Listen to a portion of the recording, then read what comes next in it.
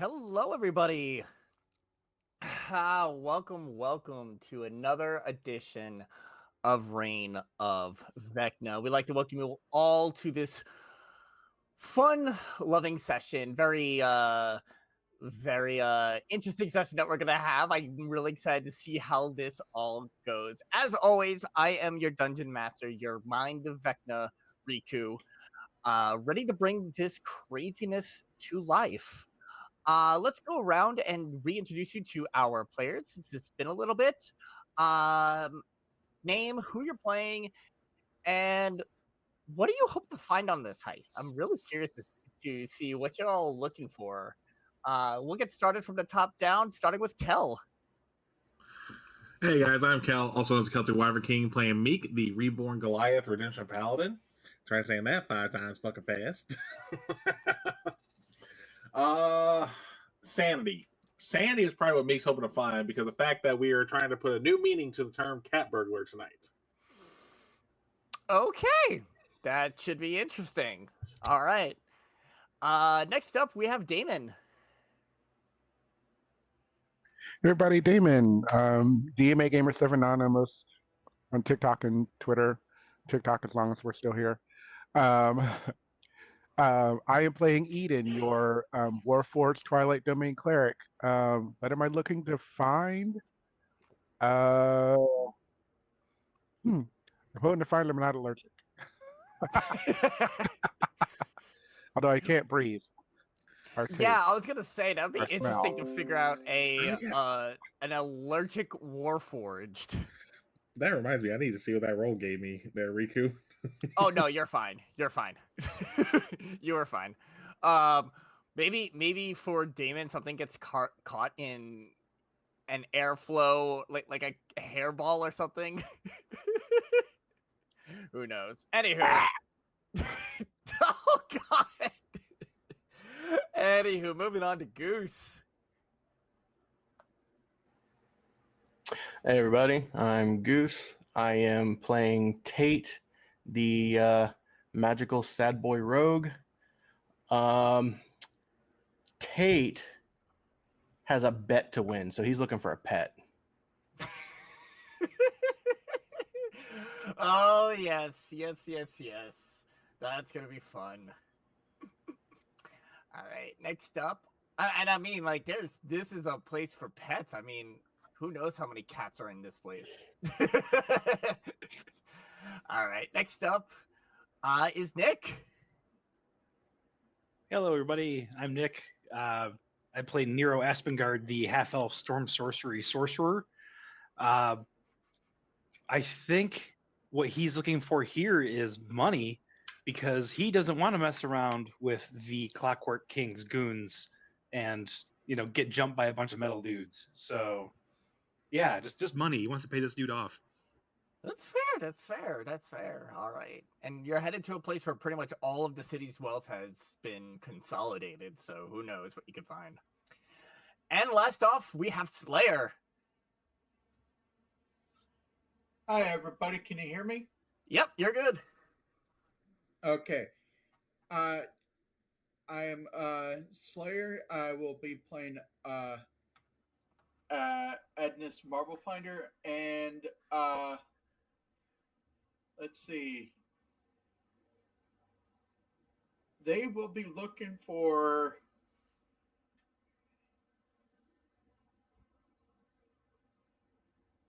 the outcome of whether Tate can actually get a goblin as a pet.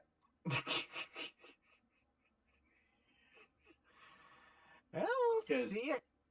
They remember the pet being talking about a goblin being a pet. Yeah, this will be interesting indeed. Well, with the gang all here, let's get started. We picked tonight off over at the inn, the Sign of the Forge Hammer, where you all kind of met up. Half of you went off to the Clockwork King to find out more about his key to get into the mines, as your main quest from Racine has you going to the mines of Mirabar to seek out the scouting party that was there trying to find one of the shroud stones. And as you got back to the Forge Hammer, you spotted Tate and Nero wrangling cats outside. How many cats did we say that you found again? It depends. Did we catch the orange one that got away? Because if so, 4, if not 3. Roll a dexterity check for me for that last one. I don't think we established that last one yet. Just straight dex. Sleight of hand.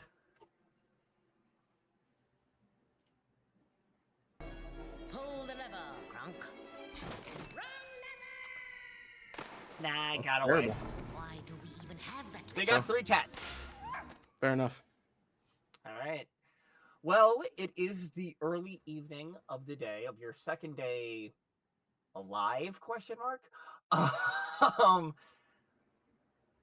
What is your plan? Are you thinking about doing the heist tonight? Or are you going to wait till tomorrow? What's your plan? Or would you like to take some time to finalize your plan, I should say? Well, I think we were able to tell everybody our plan, just the broad strokes of it. Okay, we have cats. Go in there. We'll get the treasure for the cats. And that's it. And absolutely no babies. Why? It's an important distinction. Why? How? Do you want to get babies? I mean, no, I don't think so. But cats. My argument was that we could only confirm that there was one cat in the 3 bags. So the other 2 could have been babies, and babies can't run. So not a terrible idea. But it was brought to my attention that babies was in fact a bad idea. I'm having a hard time computing. Just confirming babies are off the table, right? That's Yes, I Okay, would okay. hope so. Babies are. Okay, it's an important there distinction babies because now here? we know where that line is and we know what not to cross. So Are there actually babies? there's always babies. Are there though? Yes. I mean, we came out of vats, so I'm having. at a point. Babies have become hard. Animals and creatures are still allowed to breed. Humanoids are forbidden from it. In this So there are- world.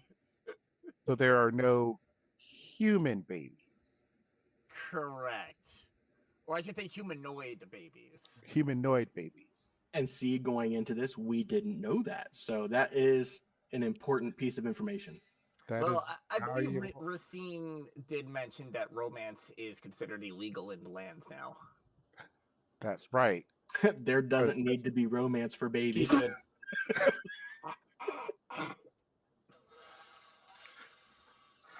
He's gonna put his arm around him and be like, "I got a lot to teach you, man."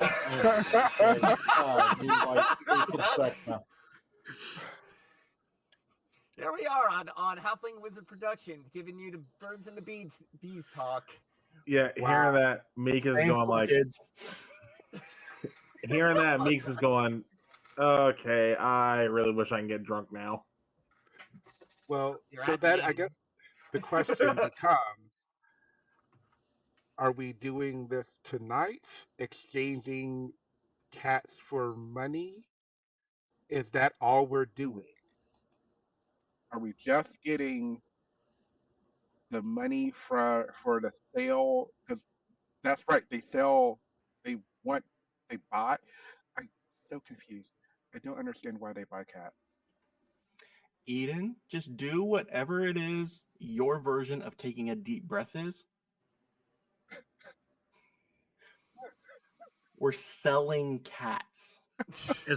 As far as the fate of the cats, I believe that information falls under like comfortably in the realm of don't ask questions you don't want the answer to. Okay? That is accurate.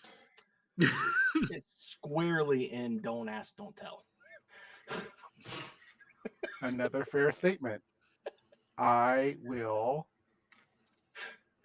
I don't. Eden doesn't breathe. Like they just do like this. Like they lift their arms as if they're taking a deep breath because they can't, and then let them fall. I feel better. Good. Are A we deep doing breath this is tonight? good for everyone. I don't breathe. We did a good job. So yeah, So- it's we. I'm assuming we conveyed all the information to them about sort of like the entrances, the different guards, and everything like that. Yes, just to recap, just for audience sake as well as for your own, what you found out during your recon. You found that there are windows from the second story upwards, and there's a cellar entrance with a portcullis. The cellar entrance is always guarded by a lone ogre. There was a dware guard that arrived that with an axe. He talks with a group of hobgoblin guards, is let in. 20 minutes later, he exits. They take the axe and slam it into the wall of the keep. I guess that's how they're storing them. And is given a small pouch, basically selling the axe. We did find out something off stream. I do apologize for missing this when we were actually playing. But both Tate and Nero were able to find out that the axes belonged to specifically the axes of Miramar, the shield dwarf veterans who once served the city's elite guard. You noticed that the goblins will sometimes bicker and argue amongst themselves. The hobgoblins are a lot more disciplined, and the ogres like to fall asleep on the job. There is a likely entrance on the roof as a goblin appears up there during guard rotations. And then you found out about the selling of cats. That someone arrived with 3 bags, but all 3 seemed to be moving, showed off one cat, was allowed inside, and then left with a small treasure chest, which you can assume had plenty of gold in it. But that is what you were allowed to find. You did see that the person who sold the cats was inside the keep a lot longer than the person that was selling the axes.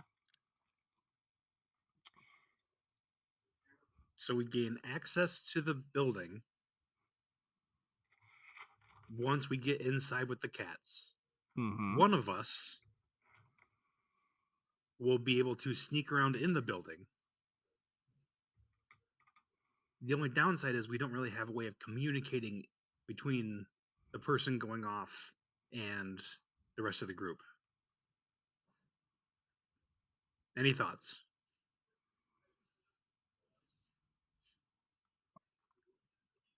I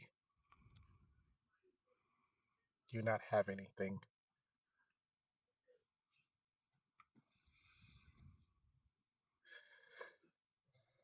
I don't think we have any.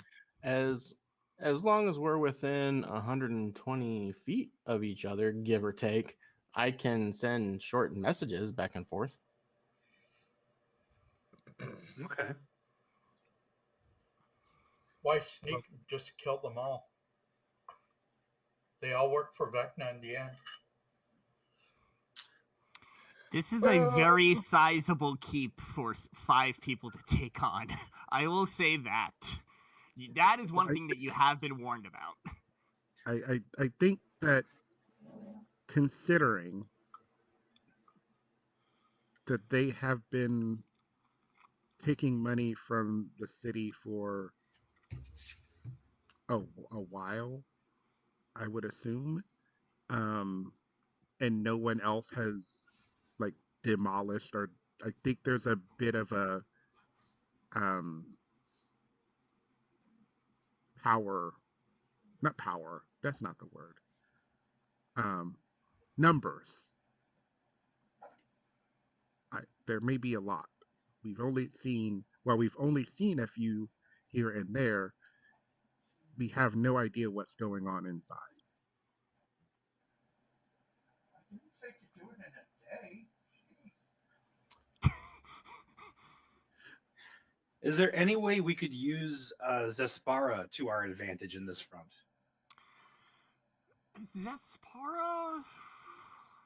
Zespara can communicate telepathically. But she needs to see the target. Okay. Or quote unquote see, I should say. So if the plan is to go in with the cats and then someone moves away from the group to kind of, I don't want to say scout, but to do what? To find the gold, find the treasure. Find more treasure? So, I mean, we could just sell the cats and get a decent amount of gold for it, but it sounded like the person who confronted Tate was more intrigued about the central repository of gold. Right. And items. Yeah. And items. We'll be using the cats as I believe they call it a Trojan horse. Well, that would be if the great cats sneak out of the bag and kill everybody in their sleep. The Great Trojans? That would make our lives super simple. I don't think we have time to train cats to be ninjas. Anybody have speak with animals? Just putting that out there. I was like, Meek right now is just pulling the whole Malcolm Reynolds Firefly as he hears this. And to answer your question about speak with animals, I don't believe so. At least I know I don't. Okay, so here's the plan. We roll up on this place. We present our cats. They take us inside. One of us, I can create a distraction. One of us sneaks away into the building, right? Mm-hmm. And profit. Just for logistical reasons, is it the same distraction from the library? I mean, it you know. I mean, goblins are dumb. I'm saying, like, it's not supposed to be like, you know, no, it doesn't have to be. No, it's great. If even if it doesn't work, it's great for entertainment value. I appreciate that. You're welcome. And yeah, we're just looking to make them look a certain direction while one person sneaks away, right? So That's fair. A guy running around on fire tends to pull that off. I didn't mean to call you out like that. I'm sorry. It's all good. It's all good. But you did. I appreciate the sidebar. Or instead of having a random person show up on fire, one of us could drop dead as I point to where my heart would be. I don't think they'd be so much shocked at you falling dead. I'm pretty sure they would just try to loot you immediately. Yeah. I'm saying I don't look dead is my point. So if I just drop dead, that would still create something. Well, I think it's like any one of us could, drop dead, and they'd be like, stuff. Yeah, and while they're trying to loot Meek, they would be distracted. That's when we send in the ninja cats. No, no, okay. No ninja cats. We can't do ninja cats. I'm sorry. Why you got to play with my emotion? Yeah, sadly, we don't know any druids that can turn into a cat. And you have no tabaxi with you. Yeah. And we don't have the. I don't think we have time to train cats to become ninjas.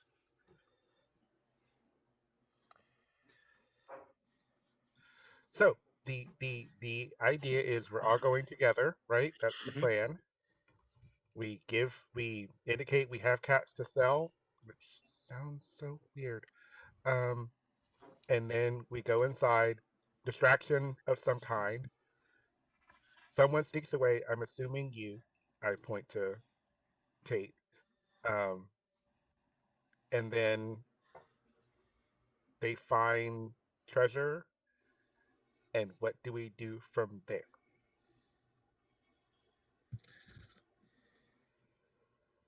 We take the treasure. That's kind of a given, Nero. The question I think that excuse me, that Eden's trying to make is how do we get the treasure out when there are X number of goblins between treasure and door? Do we just I mean, we know there is another way out up above and another door on the side. We're going, I'm assuming, through the front. We just would have to find those doors. This is my the thought is to get in easily. Out is becoming potentially complicated after we sell the cats.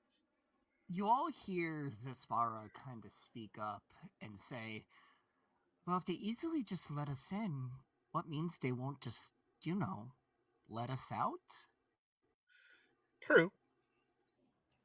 It's not always as simple and cut and dry as that, though. No. But these are stupid goblins. That's very true. So, I You think we And realistically, we don't have to take all of the treasure. We can just take what we can carry. do you think that we could convince them that we're the new owners? That's a harder stretch. We'll save that as plan B. That could be plan B. It's like, oh, we're in here to sell cats.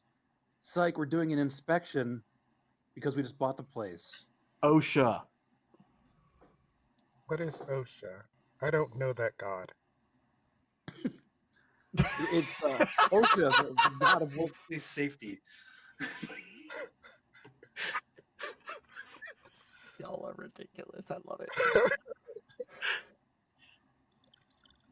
Do you have a permit for this scaffolding? Hold on. If OSHA is the god of workplace, does that mean the whole care about safety? They don't. I think that's why OSHA is here. motherfucker, Nick? All right, OSHA, the god of workplace safety, is officially a real god now. I will work up that lore soon. That means Nick has to be the first cleric of them. That is the first god that Nero ends up worshipping after all this time. Nero's gonna walk around with a hard hat for the rest of the campaign. To cover the hawk, though? Oh no, it's gonna be like Captain Marvel with a little slit in the middle. Got it. Yeah. But it's still gonna have like a work light. Yes. But wait, Absolutely. if the helmet is damaged, would that be OSHA approved? I'd have to get the approval of my god. Anyway, we're going on for real. certification. Or it's a hard hat custom made to fit around the Yes. and protect the hawk in the process. There you go. Yeah, I it's wonder got a what big it's going to do vertical about shell the on it. animal. So what's the plan? So we're going to get cats. We have a few, right? You have 3 cats on you. I mean, I don't know if it was like a goblin help goblin kind of situation, but they definitely had a pretty large chest full of gold when they left, and they only had 3. That's fair. One axe was a small pouch. The cats had a small chest.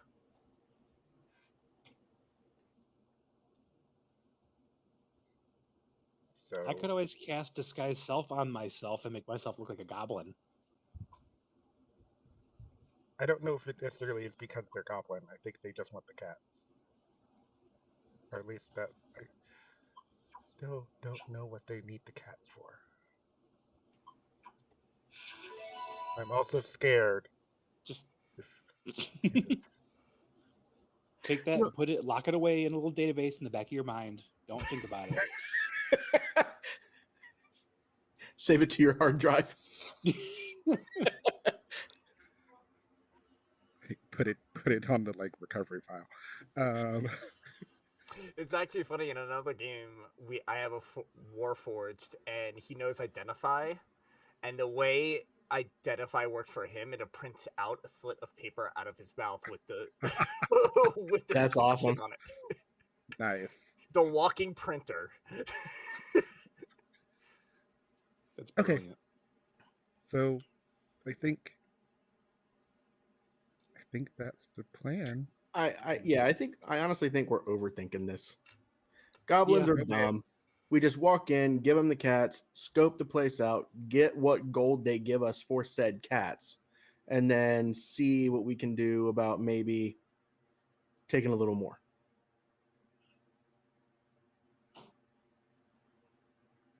If I'm down with that. anything goes wrong, we know where they're at. Okay. And Then- worst case scenario, if shit goes sideways, head to the roof. Understood. All right, let's do this. Understood. All right. So y'all are going there tonight? Might as Let's well. get her done. All right. I'm going to keep my eye out for any more strays along the way as we leave town. Okay. Make an investigation check. Can I give him the help action? Sure. Yeah.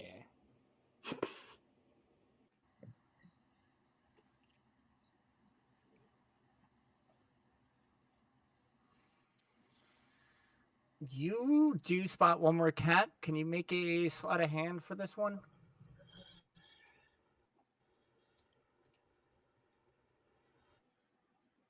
Man. Just out of your reach. So you still only have 3 cats.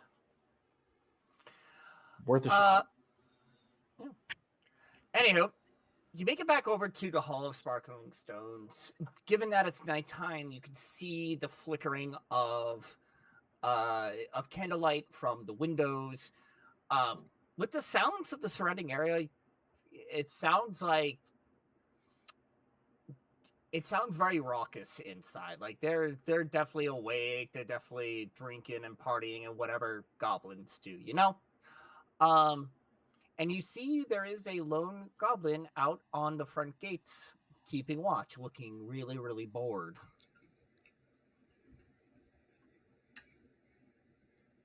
Tate, you want to do the honors? I'll say, if I'm playing dead, I'm passing off most of the stuff on my body to probably Eden, so that way the goblins don't take my weapons. I will take your things. As Nick does a secret handshake to the abyss in his screen. Thought I was going to bed. Oh, okay. It was just like I just happened to look there, and it was just like you're just an arm come out of nowhere. That was Jay. That was the one that's on Kellen's other campaign. Nice. So Cool. So, are you approaching the goblin? Yeah, why not? All right. You approach the goblin, and he like snaps out of almost a half asleep stupor and looks at you and goes, "State your business." Well, my friends and I have heard that you may be in the market for some kitties.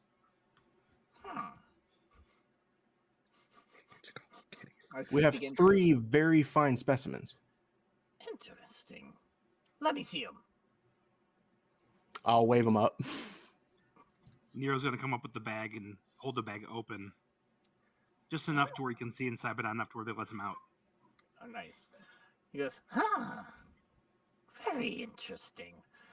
And, where did you hear about our, interest in these creatures? You can see kind of on the goblin's face a little bit of an annoyance with the cats.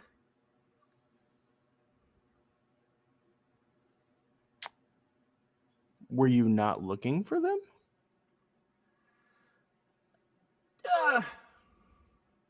The mayor is. He's, a bit obsessed with those feline creatures. Here, follow me. And he leads you into the front doors.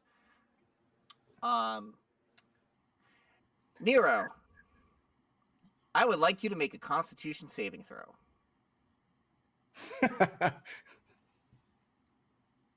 Oh dear. Oh dear. The moment the doors swing open, you feel one of the largest sneezes come across your face. You've been like having 1 or 2 cats in your possession isn't usually too bad, but this is an allergic reaction that you've never felt to this immense. As you all look inside, and the place is just filled with cats. Various different sizes and colors. You see cat trees everywhere, like on the walls, like going up on the roofs. You see some of the goblins that are in there trying to enjoy a meal as a cat comes up, just simply reaches down, takes their meat, and just walks off. Obviously looking very frustrated. It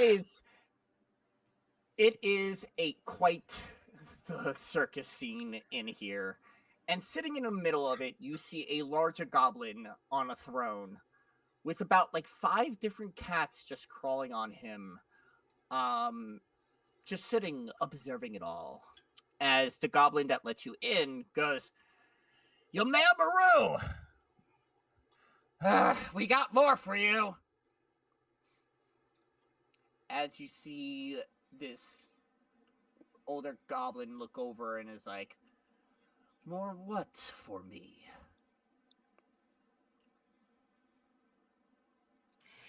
Tate's just gonna smile real big and go, "Kitties." You see this Maru's face go from stoic and like regal to like a giddy child as he rushes up to you and goes, and he's like, even at your size, he's still much shorter than you, and he goes, let me see it, let me see it, let me see it, let me see it, let me see." You're adorable.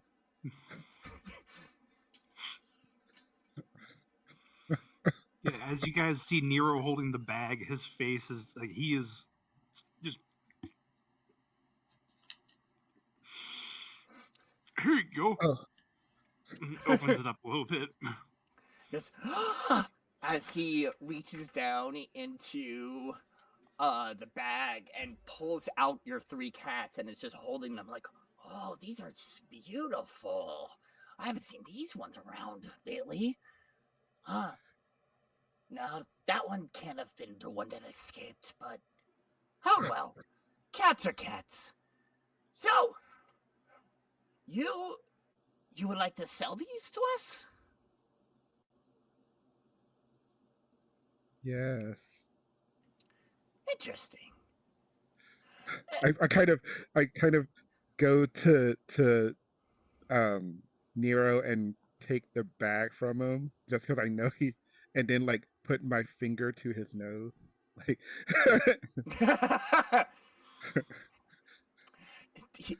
Maru goes, this is very interesting because usually our only folks that come around here to sell this stuff are Dwergar and other goblins. Odd to find folks like yourselves around here. We're new. New how? We're from out of town. Roll a deception check for me. Ooh, my first one. And nope, just roll a deception check. I'll tell you the rest later.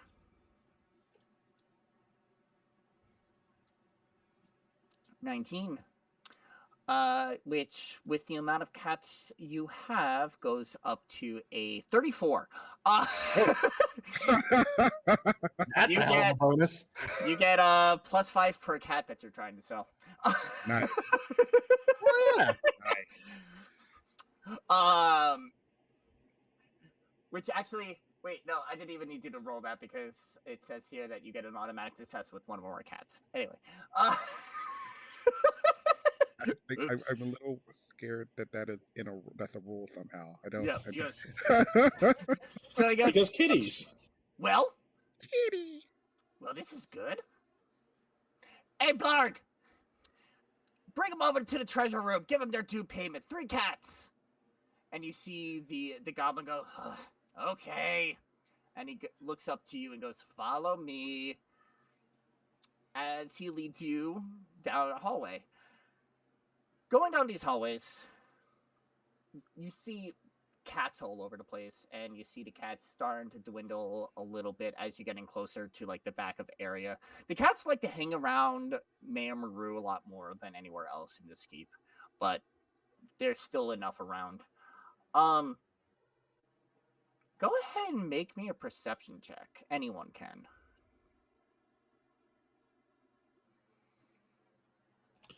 All right, let's see if my curse strikes tonight. 21. Yep. All right, let's see here. So, and then we just need one from Edness for perception, if you'd like to. Working on it. Oh, there we go. Hey.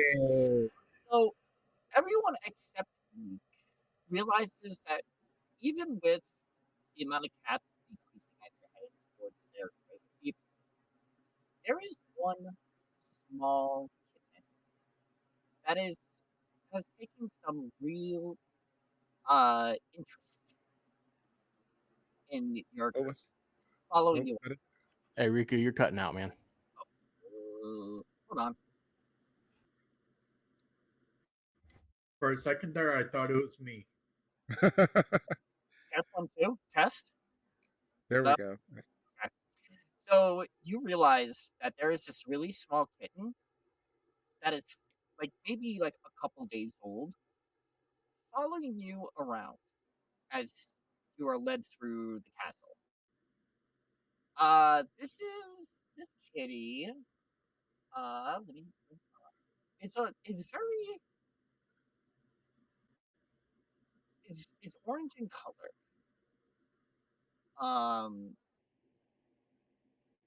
And it has a few black spots on it. It appears though that like 6 of those spots on its back are more lumpy than the rest. But otherwise, this cat has taken an interest in your group as you walk around. Does it seem like it's like directly following us, or it's more like a playful kitten, kind of like just like sniffing around kind of thing? A little bit of both. You kind of catch that, like when you all stop, you're like getting like a bit of a tour of this place. You were essentially told that anyone who like merchants who bring like the axes and weapons or stuff are just there for business. Those who sell cats are considered friends, and they get a lot more get a lot better treatment around here. So you're getting more of a tour. As you stop in each place, the kitten kind of looks up at you, or might be swatting at like a dust mite, and having a bit of an ADHD moment. But as soon as you all start walking away, it basically realizes you're walking away and starts to follow you again. So it's definitely interested in you, but it's doing its own thing at the same time.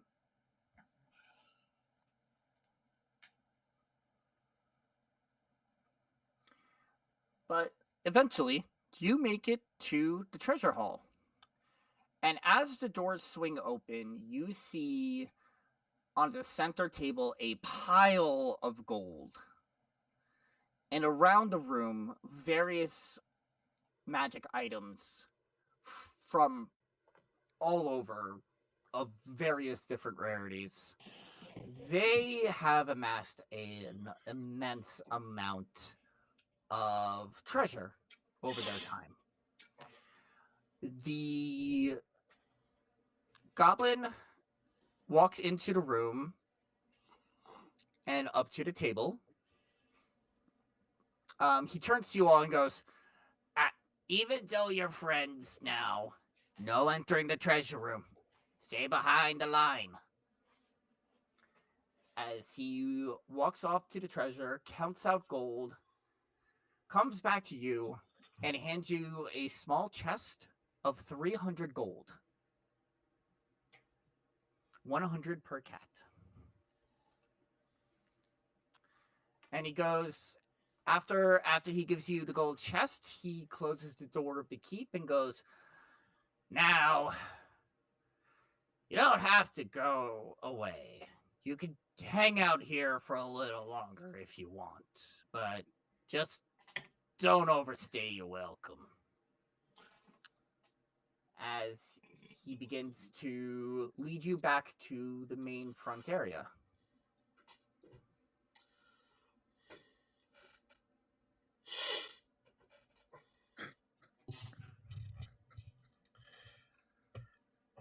Is the kitten still following us? Oh, yeah. You could tell it can smell something on you, too. I say I'm gonna lean over. Actually, out of curiosity, who's the closest to me in the group? Like I don't know how huddled we are. That's up to y'all to decide. Meek is the only one who has never noticed the cat yet. Yeah. Oh, yeah. No, this isn't pertaining to the kitten. Yeah, don't worry. Yeah. I'm still completely oblivious to that cat. Agnes would be like trailing the party because they are the slowest person. That's fair. Yeah, and I would guess that probably Meek and Eden would probably be toward the front because we got longer legs. True. Short Yeah, that's fair. So I guess I'll turn to Eden and in a whisper go like, "Is this where I dropped dead yet?" No, I don't think so. Not yet. I think we need to. I don't think so. We didn't make a signal. As we get closer to the main, like, kind of throne area with the mayor, does Nero just absolutely burst out into like a machine gun sneezes? Is that something that can happen? Yes.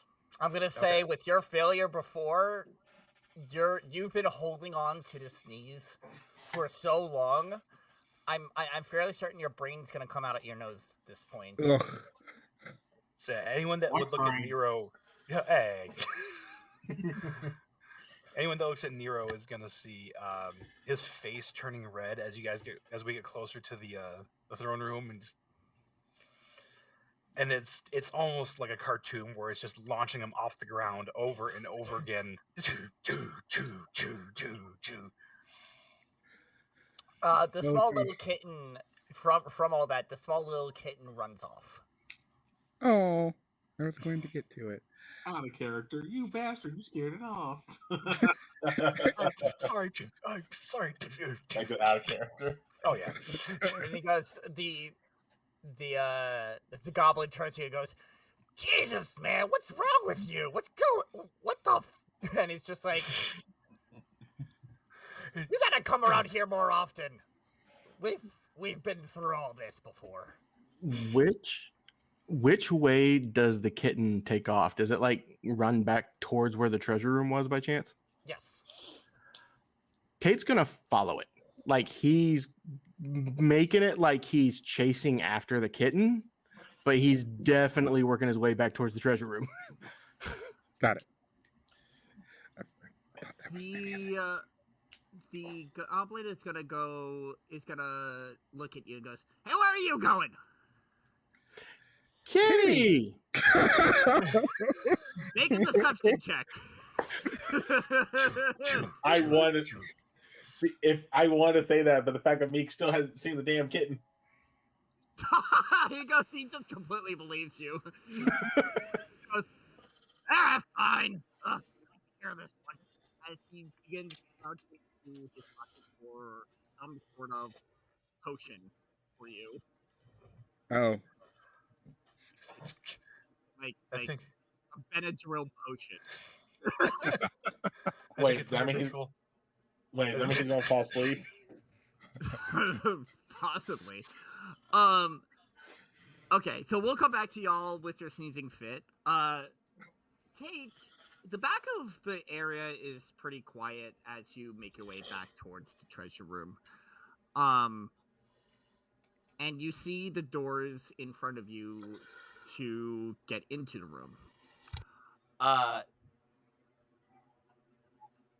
Yeah, you're in front of the doors of the treasure room. Coast is clear right now.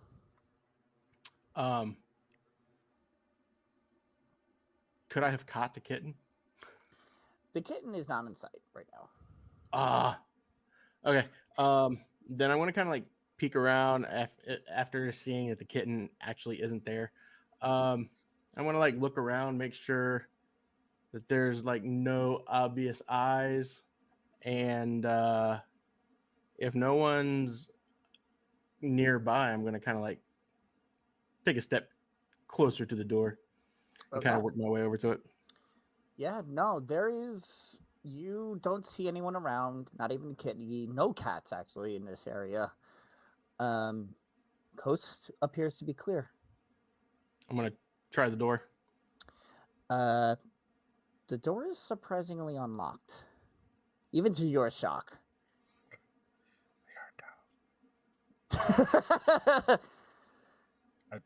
you hear that in a whisper on the wind. Sorry. Am I still within 120 feet by chance of them?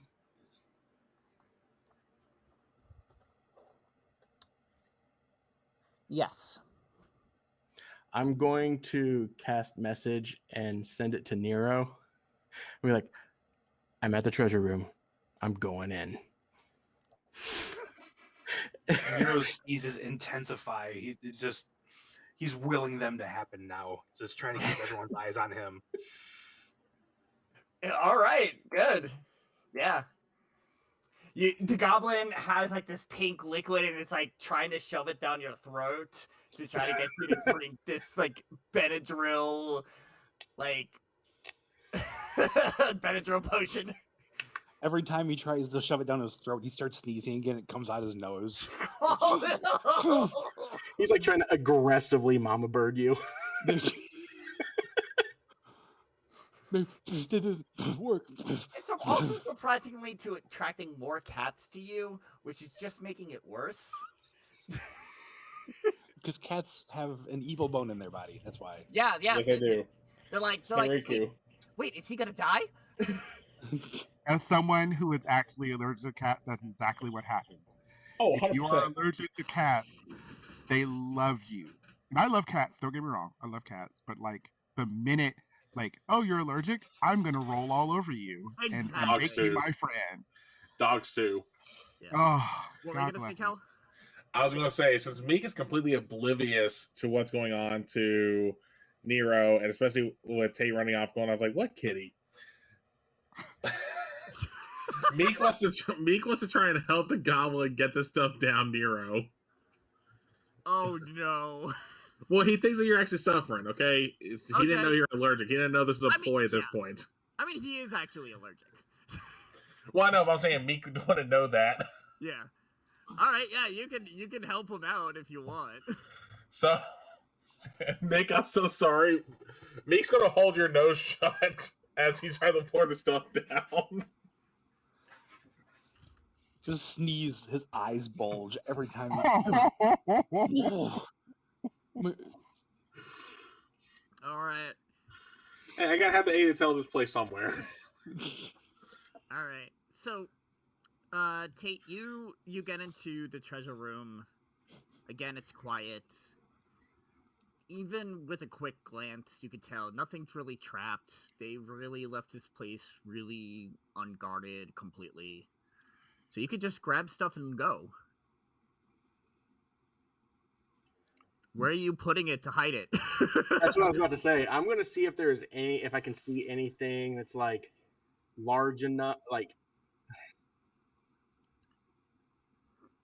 I'm gonna look for anything that's like large enough, but like I can still like obscure it, kind of like if there was hypothetically like say maybe like a bag of holding or something, I wouldn't be mad. But Just to find out later. I have a very large roll table here to determine what you get. So what I'm gonna say is, you notice that the item you can tell that there's magic items in the room, but they're all in separate boxes. So you could probably actually, I would say they all look like backpacks, similar to yours. You don't know what's in each backpack, but you can kind of tell. But yeah, you don't know what's in each backpack, but you can basically grab one, stuff it with coin, and put it back on your back, and it could potentially look like you still had your backpack from earlier.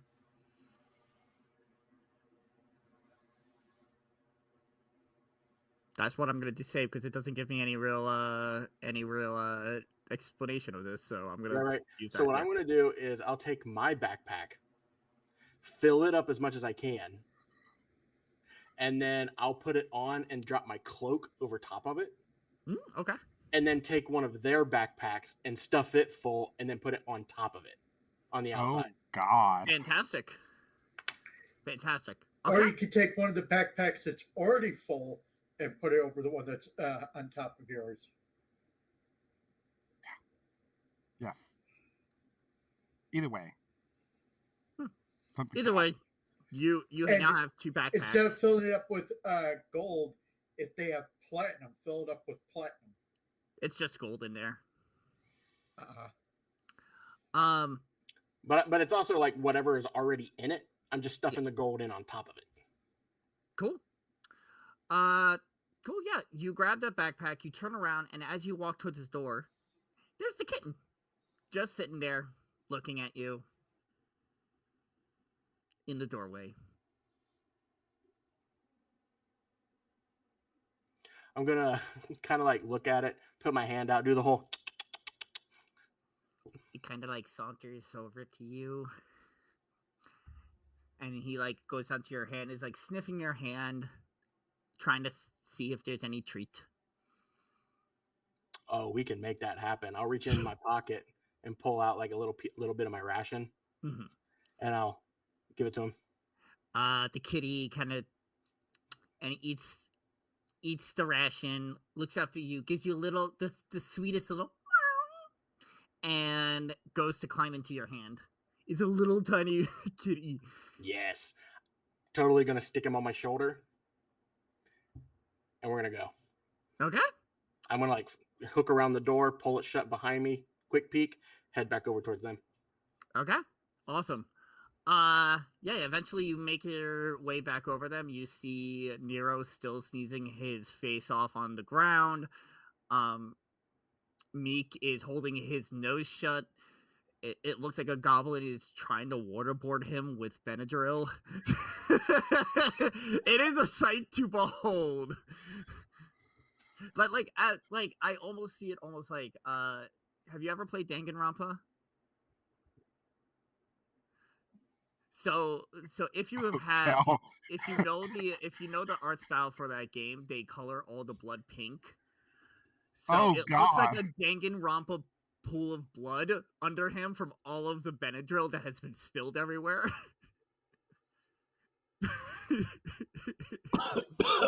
You almost killed me there. I knew that's where you're going with it. Haha. But yeah, you all see including you, Nero, in your distressed state, you see Tate return. Then we can get paid for the cats. We did. All right, let's go. No. Yeah. Meek, Yeah, I think- why are you trying to kill him? I'm not. The stuff's coming out of his nose. I'm trying to help him drink it. If it makes him feel better. Does it though? I think I don't know. it's He's not supposed to drinking be it. bubblegum flavored, but it's not bubblegum. Yes, I think it would be best to take our friend home. I don't think they like the cats. Not that they hate cats. I just think their body doesn't like it. I love Okay. cats. It's like, maybe it's like hiccups. I'm going to try and hold Nero upside down. Wait, no! Oh, God. The Does his goblins lunch are money fall out of his laughing their pockets? ass off at this. They are loving It's now this. just sneeze, gargle, sneeze, gargle, Oh, sneeze, gargle. God. I don't think that's Meek. I don't. Put him down. The goblin looks up at you all and just goes, maybe you should leave. I'll give you a couple extra potions to help out. It's probably smarter to drink them before you come here next time. Perfect. Thank you so much. You're welcome. I take the potions and like. And who's carrying Nero out? I'm still holding him upside down. I haven't put him down yet. Yeah. Which means he is, Pick up the stuff that pulls out of his pocket. Because I'm holding him upside down, though, that means he's getting a face full of cat.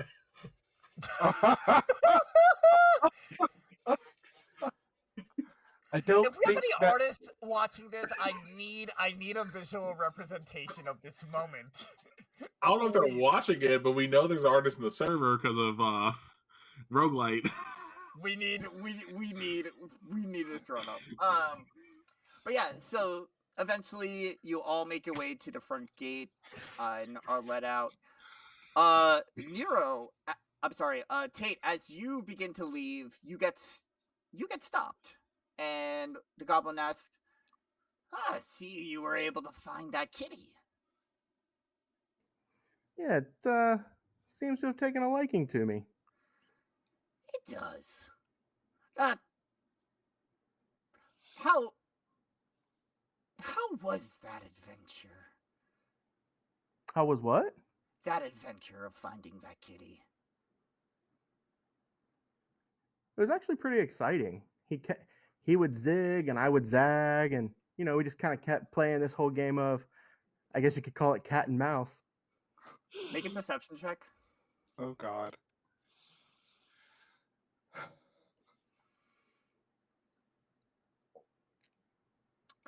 Well, that's fun. Actually, it really was. I'm really glad I caught him. Do you think since he's likes me, do you think it'd be okay if maybe I kept him?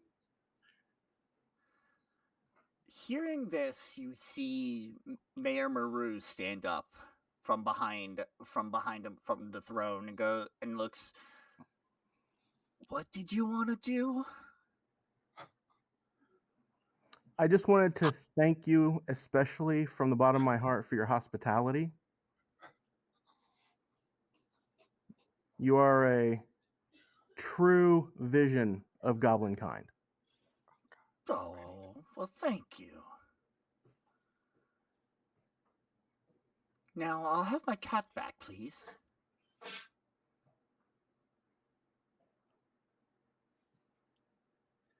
What cat? And I'm gonna turn and try and shove him in the back of my hood, like as I turn.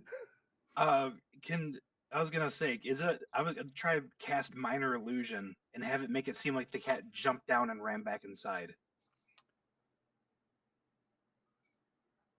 Make a deception check for me, Nero, to see if this works.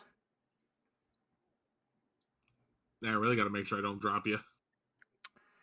I'm gonna say Tate also make a deception check too, because I'm imagining this just so I get this right. You pushed the cat behind your hood at the same time the minor illusion went off to make it look like he jumped down. Yeah, Exactly.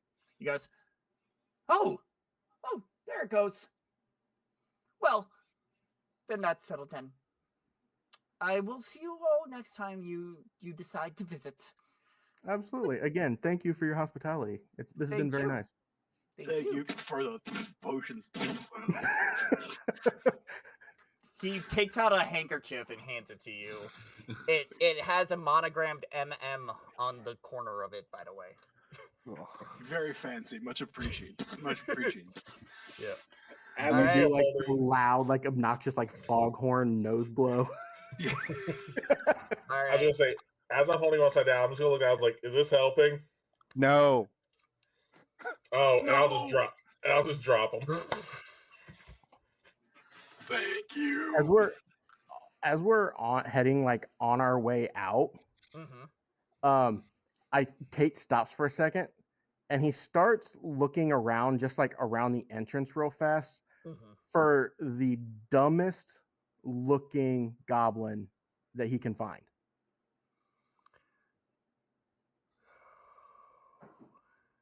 There is a goblin sitting at one of the tables. He's probably filled his plate like 5 or 6 times by now, but every time he does, there's a cat that comes over and takes his food. He hasn't learned to move. I'm gonna walk over to him real fast. Okay. And I'm gonna sit down next to him. Hey, buddy, you look like you might be struggling a little bit. How you doing? Damn cats keep taking my fish. What if I could promise you all the fish you could eat without worry of a cat?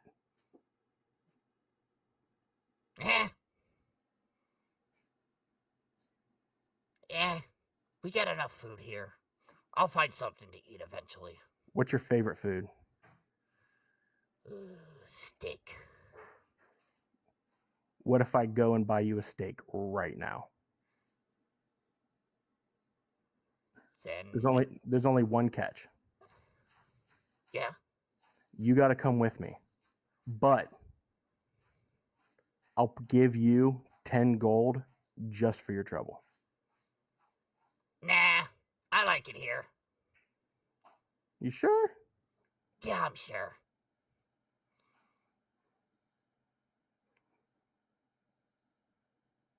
Takes a second. He's like just like racking his brain.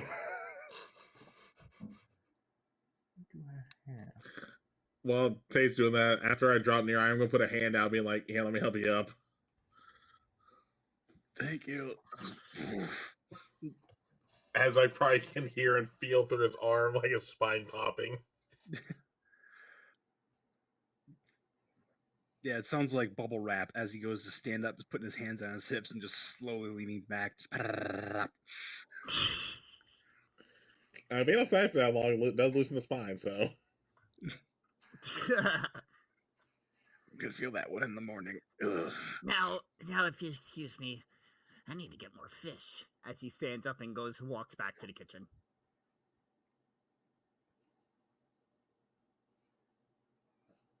Tate's gonna kind of like stop and think to himself, "Damn it! I've never lost a bet before." Tate, it's time to go. Damn it! All right, I'm coming. He'll get out and just head towards the door. Sorry. But did you see my message? Huh? Did you see my message? Here in Foundry. What is it? It's in chat. Whispered. I did not see. I'll send it to you in Discord again. No worries. Okay. But anyway, yeah, you make it out of there scot-free with gold items and your lives. And a strange cat. And a strange cat. Anyone can roll a nature check about the cat.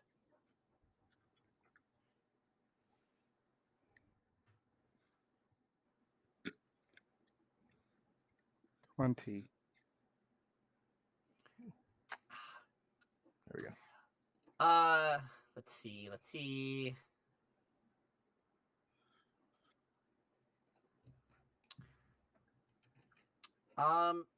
Eden, after like taking a little bit of a look at the kitten, you realize this isn't just an ordinary cat. This is a Commodon kitten. If you're aware of what Commodons are, they're leopard-like creatures when they're adults that have snakes that grow out of their back. Oh.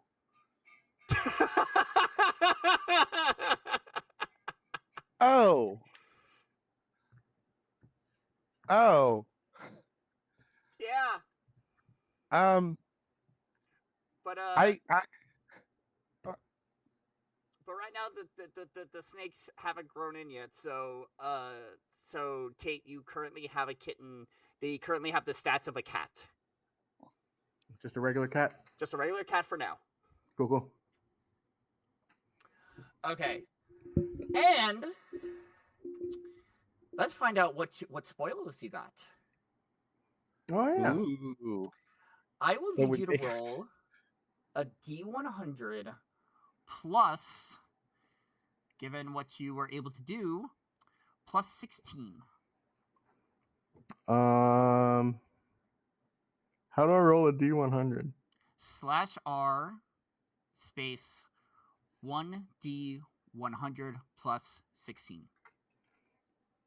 /R space 1D100 plus 16.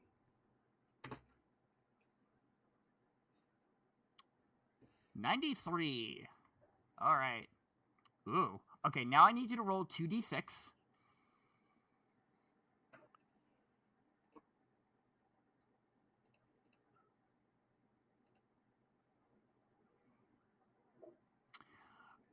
So you were able to pick up 900 gold.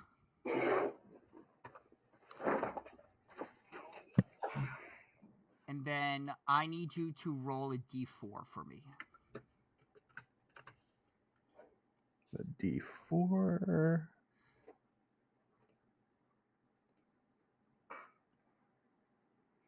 All right. I need you to roll me a D100.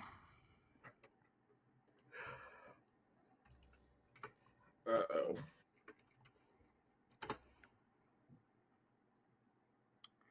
77.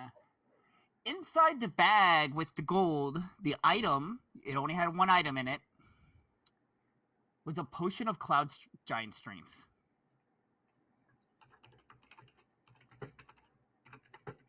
So that's what you were able to find. You got yourself a potion of cloud giant strength and 900 gold out of that. That's not a bad take for our first real mission.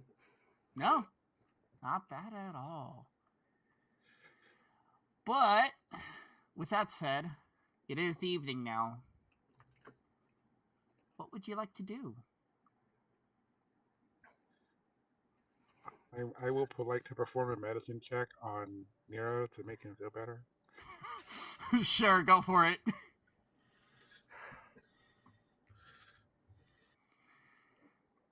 12. Nero, you're starting to feel better. Like the sniffling, you basically just have the sniffles now. You don't really have like a massive amount of sneezing, but just the sniffles. So I appreciate you doing the medicine on me. That's much appreciated. You're welcome. I guess I learned something about myself today. I think we all did. So I remember what my part of the deal was if I lost the bet. What was it that Tate and Nero were supposed to do if they lost the bet?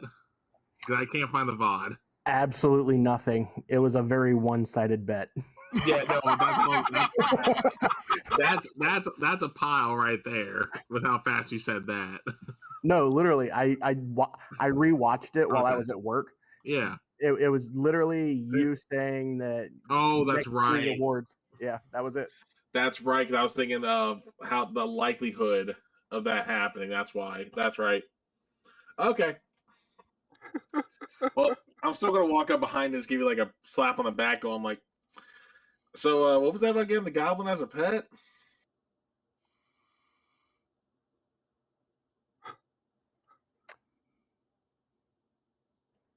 You know, there were never any real specifications. So let me introduce you to my new pet, Goblin. And he's going to point at the kitten. You see the kitten go. I love it.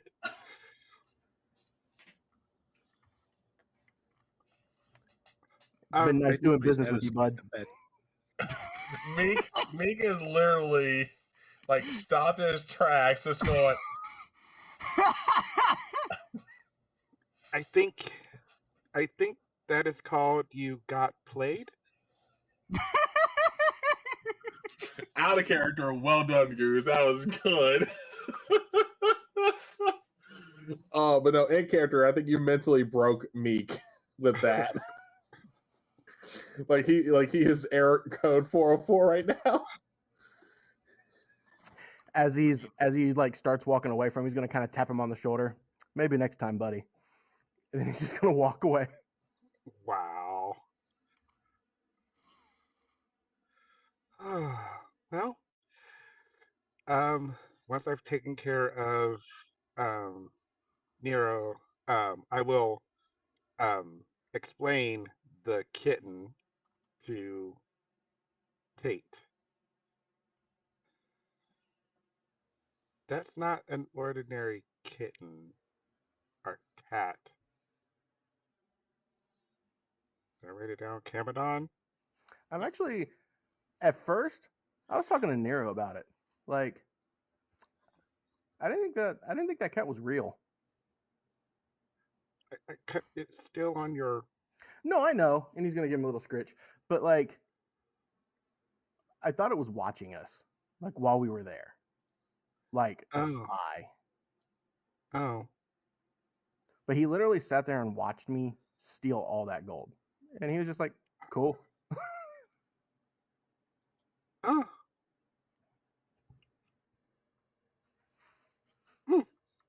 So yeah, we got 900 gold, got a cool little potion, and now we got Goblin. He's gonna give him a little scratch again. By the way, I put a picture in our Discord chat of what the Commandant will look like when it grows up. Oh my god. Literally a leopard with snakes. Yeah. That is cool as hell. Talk about a danger kitty. That's a danger floof. That is a danger floof. I think Goblin's a good name for him. Mm-hmm. Hearing this, Nero's going to be like, so wait, we can raise him ourselves? Well, like, I think he might be mine. No, yeah, you. I mean, like us as a But- group can like But yeah, make yeah, sure he doesn't eat us. yeah, yeah. I mean, I'm sure if we feed him some rations and maybe some raw meat every now and then, we should be fine.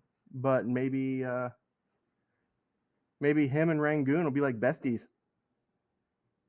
He's gonna take Rangoon off of his shoulder and hold him in front of Goblin. I was like, Meek still has Rangoon. He never gave him back yet. It's like, oh, hey. You see the kitten goblin kind of like bat at the crab a little bit, like playfully. So you gotta use your pincers, buddy. You gotta defend yourself. Give him a little bippity bap. The crab is just standing there like.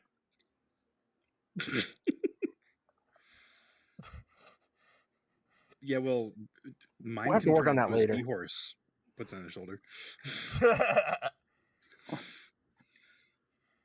Okay, well, that was a sizable amount of money. So 1,200 altogether. 1,200 altogether, including what you sold the cats for. Sounds like it's time for dinner and drinks. Yeah, Meek is probably like 30 feet behind y'all now because he's literally still frozen in his tracks. How much do we owe the Clockwork King? I don't necessarily remember because it was a whole bunch. Wasn't it Hold 300? on. I think I wrote it down. Yeah, I'm pretty sure it's between 300 and 400. Yeah.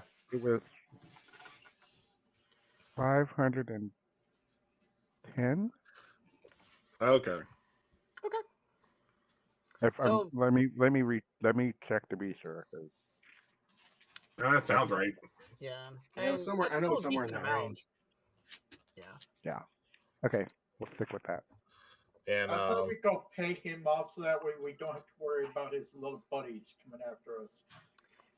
That part. You're gonna have to wait till tomorrow for that. It's late in the evening now, so he'll probably I mean, be Yeah, sleeping. That may be something we do in the morning, and I think, and I mean, You still have a quest from him. yes, we have that, and we have the quest from Racine. So we have some options. We also, and like a weird kind of almost smile, which is odd because doesn't move much. We also could do this again.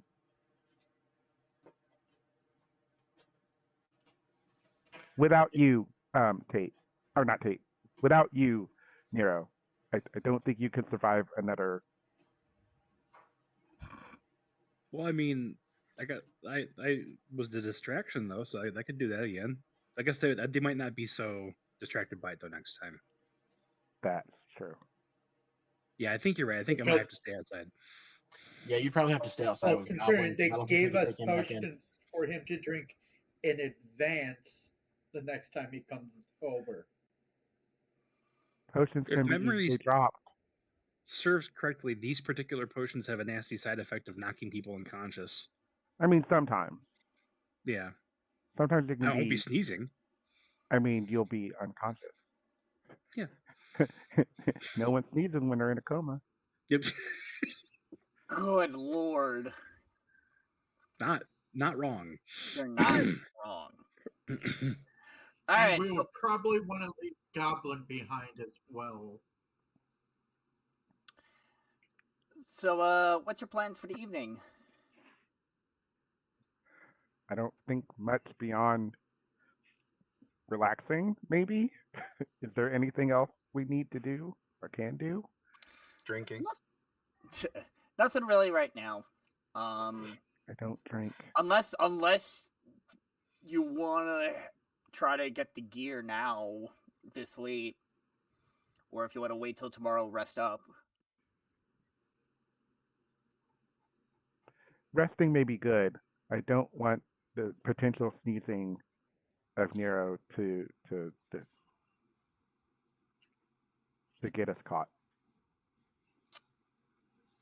Okay. All right. I'm sorry. No worries. So you all are going to essentially hit the hay at this point. Nothing really much else happens in the evening. You're able to sleep pretty soundly. No nightmares, no weird visions. Nothing really happened except Nero. I'm gonna have you roll your perception check again that you had last time that you failed.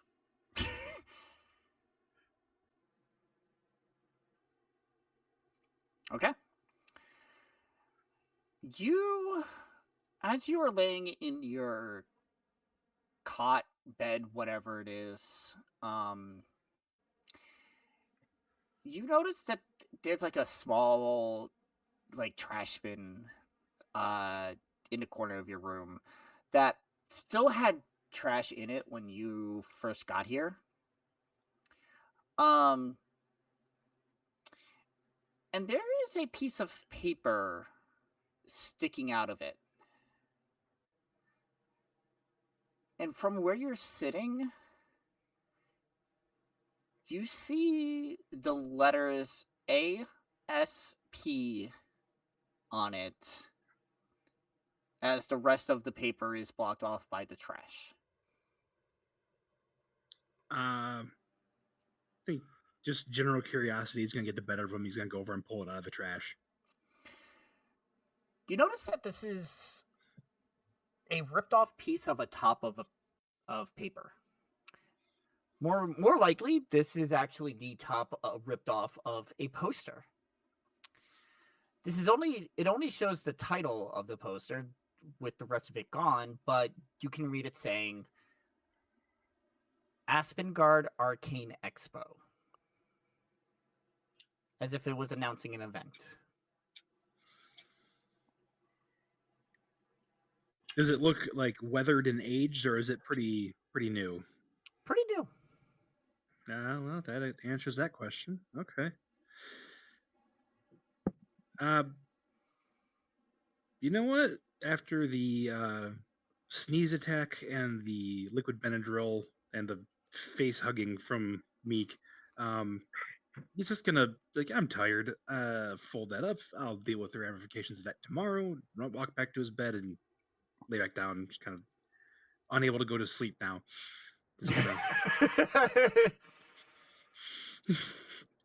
Yeah, what the fuck? Chit. All right. Okay. Everything's fine. Everything's gonna be fine. Everything's fine. Why wouldn't things be fine? Things are gonna be fine. Everything's fine. Everything is fine. Anywho. All right. Next morning comes. You wake up. You meet down in the dining hall. What's the plan for the day? Yeah, Nero's gonna come down. He's gonna be just. He looks like shit warmed over. He slept horribly. Just bags under his eyes. Plops. So he looks like Tuesday. Yeah, pretty much. Like, morning.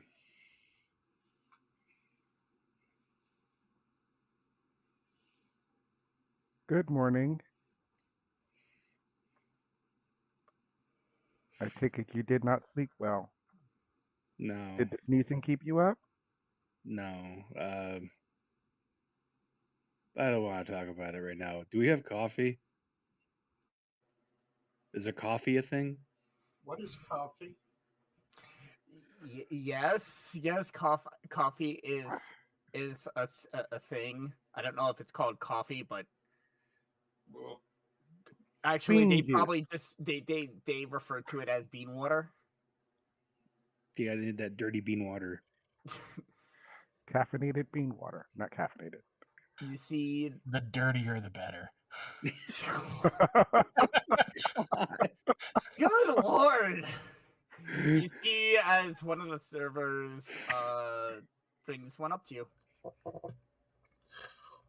As you're all sitting at the table, you still don't see me because he is still outside because no one snapped him out of his 404 moments.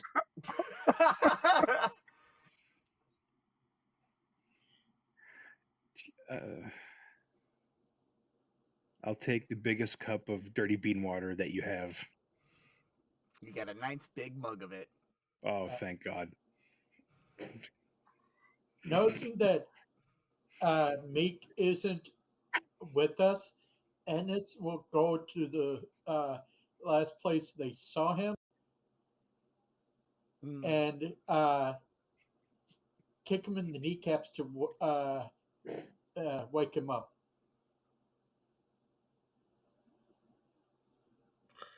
Okay. It's going like, what the? Wait, why is it bright out? You've been standing here all night. But what? I mean, O'Donnell was like, "Oh yeah," he's still kind of pissed at that.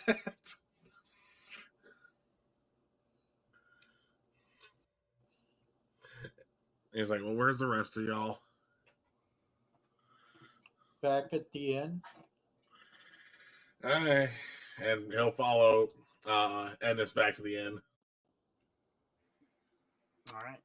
By the time Meek and Edness get back, Tate is sitting at the table with Goblin, sitting on the table in front of him, just kind of playing with him. Oh.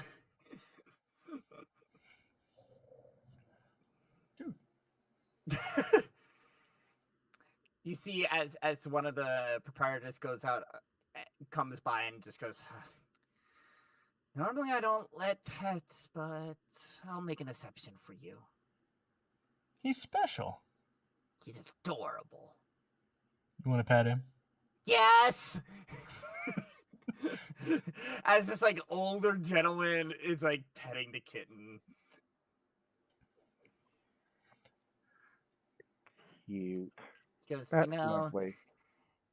it's been a while since we've had any sort of real joy around here, so we'll take it where we can get it. Well, this is Goblin. Oh.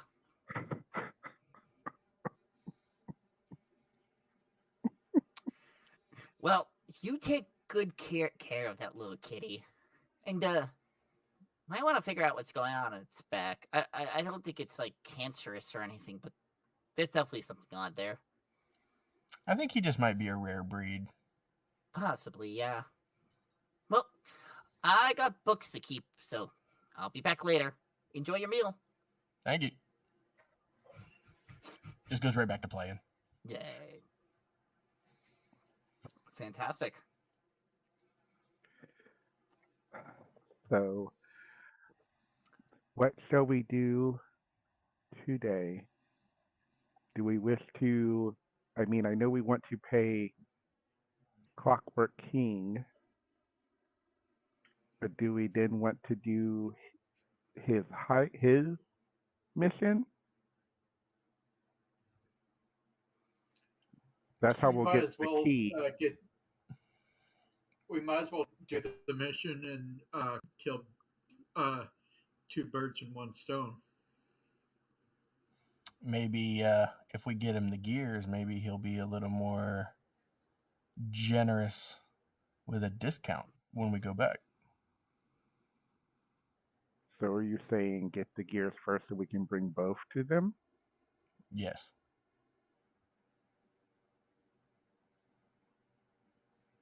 I mean... Plus, why make 2 trips? That sounds valid.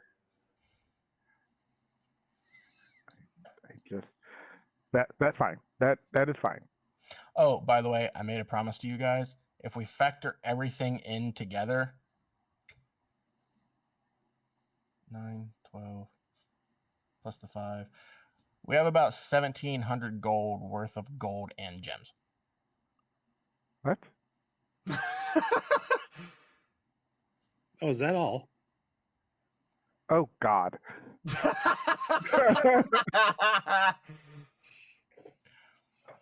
I told you I told you I would tell you the real number. That's the real number. Oh. Can we insight? Sure. Can always insight. I just want to see if I can roll well at some point. 13. You'll see that Bardic. Hang on, I'll roll.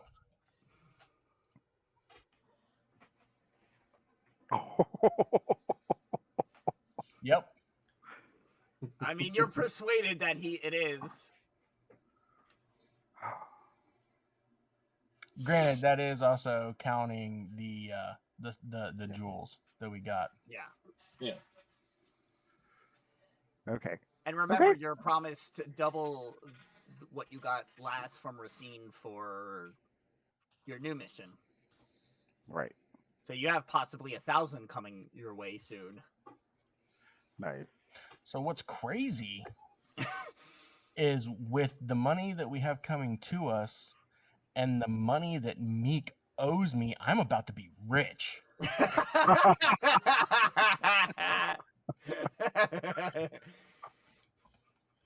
Okay, I don't owe money. It's that I'm just not going to get any money off the next 3 jobs. And where's that money going? Yeah, but I'm not the one paying you. The person who paid us is. You can rationalize it however you need to, buddy. At the end of the day, you lost. Your money's mine. Yeah, on a technicality. There's no technicality, and he's just gonna be like. I was waiting for you to do the baby voice with the kid during this conversation. I was waiting for that. Oh my god. I love it. Oh. I love it. Oh. Their name isn't technicality. It's Goblin. All right. Technicality is your middle name. So No, I was gonna say when Edith says that, makes it give Ian a look going like, "Come on, you're supposed to be on my side here. We're the rational ones." all right. So we're up to headed to get the gears. Yes. Okay. So you were told that the entrance into the graveyard is down near the Boulevard of Religious Freedom. So that's your first stop. And as you walk down this road, Religious freedom in this economy? You can see that there's a lot of piles of rubble that were once statues. Anyone can make a religion check to see what these statues are.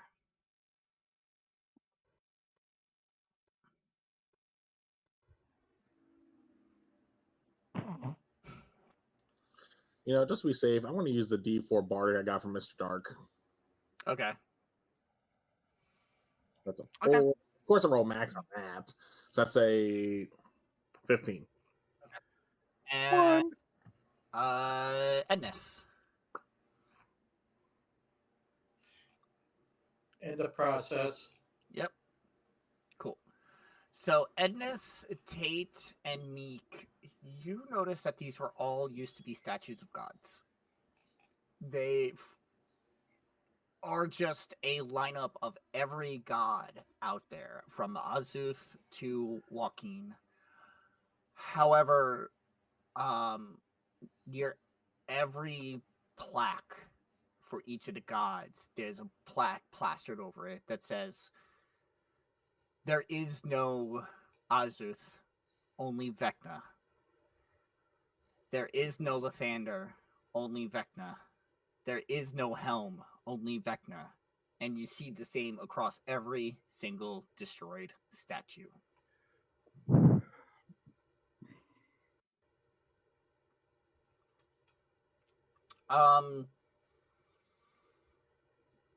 Go ahead and make me a perception check as well. Everyone can.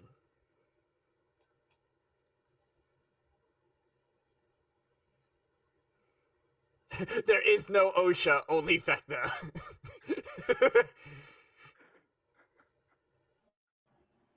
Where's your safety now? Lordy. Wow, that's Just crappy. need one more perception check. You got a bunch of people driving around forklifts without forklift certifications. Right? What are forklifts? lifting with their backs, just all kinds of lifting. Just Right.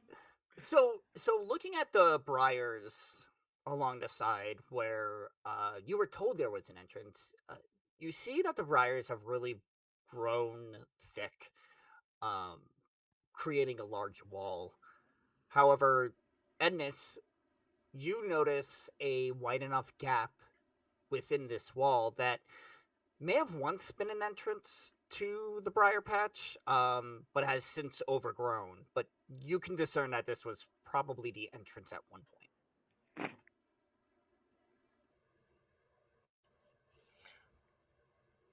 Ednis will point it out to everybody else. Cool. Oh, excellent. Over Good here. spot. Quick question. Yeah. The ruins, can we tell at all which one belongs to which god? Yeah. A lot of it was scraped out, so you can see. If you lift up the plaque, you can see what the original plaque said. Tate, real quick before they moved on, would find the one to Tamora, and just real quick with his finger make a quick sketch of the coin. All right. Yeah, you have. Are you sketching it over the coin? Yeah, like where like like how it's like destroyed and like kind of rubbly, like just like on a spot where it's just like kind of clean, where he's able to just like make a quick sketch. Okay. Cool. Yeah, you are able to make that sketch. And you kind of feel that same sort of presence looking over you as you did before when you drew that circle in your room. You're being watched for. Cool. In a good way. It's a nice change of pace. Oh, yeah. So what are you doing? Yeah. By the way, Ednis removes the plaque that says there is only Vecna off of the one for Lathander. All right. You can see that some of these plaques have been placed and replaced back onto these multiple times. You're not the first to do that.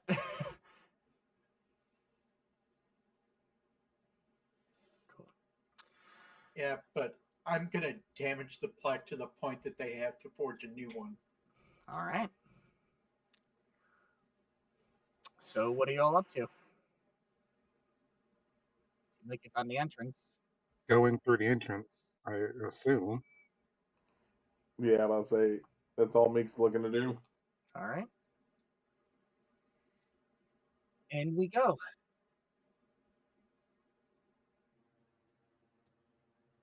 So, as you stand within a patch of briars, you realize that the place has been carved out into what's essentially a maze of briars. If you like, you can go into tactical mode and see what you can see in terms of the map of this.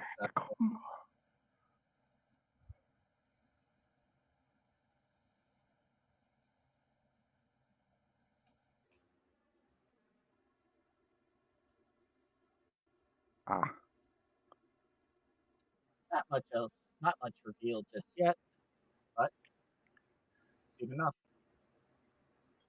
So,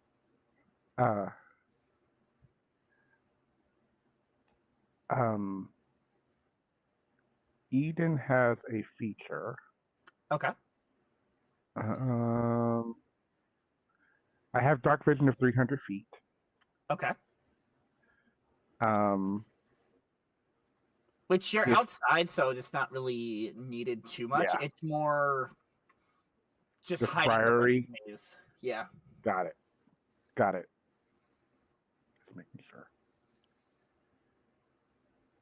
Okay. All right. So left or right?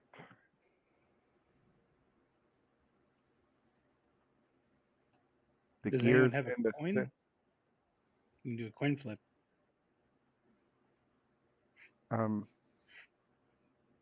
Kate? I have I'll just pull a coin out of my pocket. I roll a d6. Odd even. Odd left. Odd left.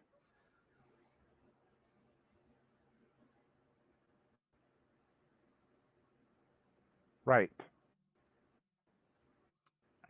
So you're all gonna head right? Yep. Lead the way. It looks like it. Eden seems like they know what they're doing. I'll say, being the pound, I think Meek will try and be like in the front, in the lead of the group, though. Like just like hearing, still listening to whatever direction the group wants to turn, but he's leading in case something jumps out in front. That's fair. Okay. And since Edness is the slow one, they'll take the rear. All right. You come to another crossroads. I'll look back at Eden, going, which way? I just flipped a coin. We Okay. started right. Let's just keep going right. Yeah. Hey, maybe he'll go right. To the right. All right, give me 1 second. Because of the lag, I'm just going to go with what's on this stream and stay with the group. That's fine. I'm going to try to keep the stream updated. And I'll move you up. Oh, there we are. Because, fortunately, I can have it running on my Series S without causing any issues with the laptop. Okay. So you continue right. Yeah, I'm going to say I'd be up here with Eden. This is what you see. Now we got 3 ways. Yep. My coin won't work. It's only 1 or 2, so.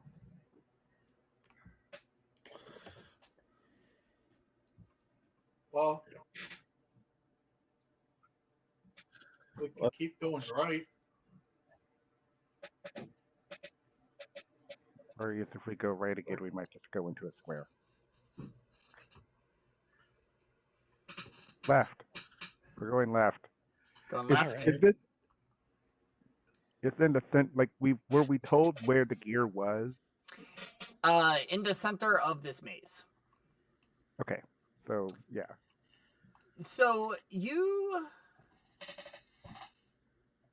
make your way left, and one of the things that you notice, you spot on that corner a beehive.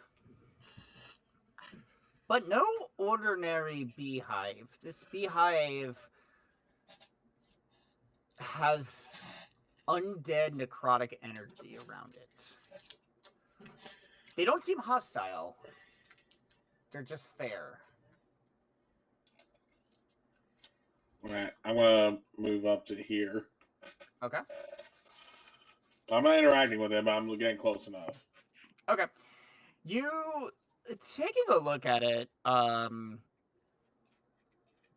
like they're just around their hive. You do notice like what looks to what be normally be honey, but it looks more like just an amber resin that they're creating rather than honey.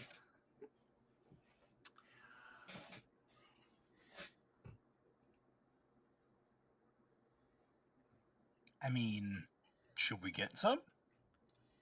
I say Meek is going to like reach his hand out to touch it. Are you trying to touch the resin? Yes. Make a sleight of hand check. Uh-oh. Yeah, you got rated. Hey, thanks, Yay, Sparkles. Raiders.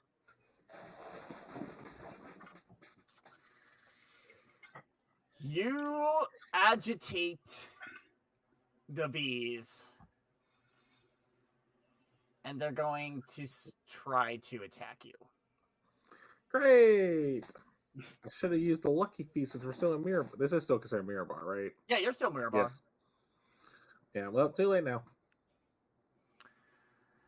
All right, so they're gonna try to bite you.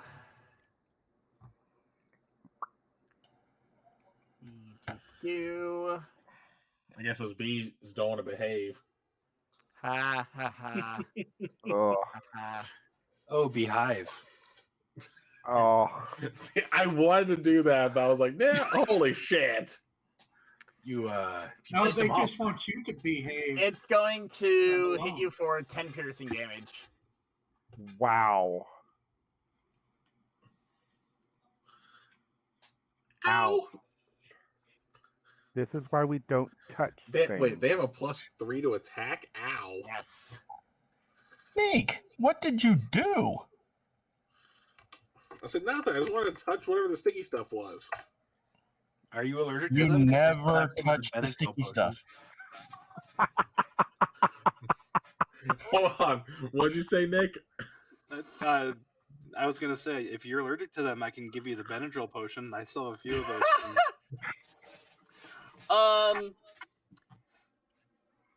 Are you gonna do anything else?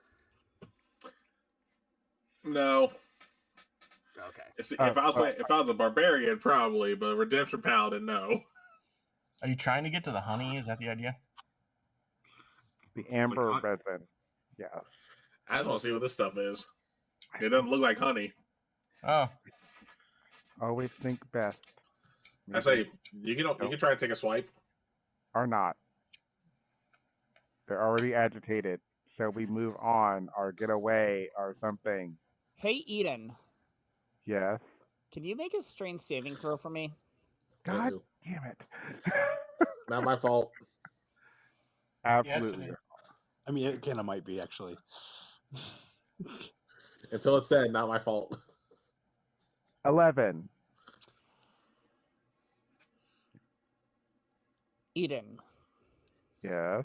As you are shouting out at the team to stop touching things and to move on, you feel as roots coming up from the ground grip you around the legs. Ah! And then sharply pull you into the earth. I say, are we able to react fast enough to try and help Eden, or? Nope. Okay. As you find yourself in front of a creature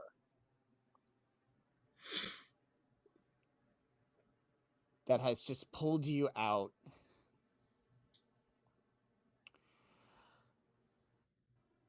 What looks like a shambling mound, but also incredibly dead. I need everyone to roll initiative. Son of a bitch. It's fine. Everything's fine. Again, not my fault. Totally your fault. Not until Ricky said it, because I messed with the beehive. I didn't mess with that. You got us distracted.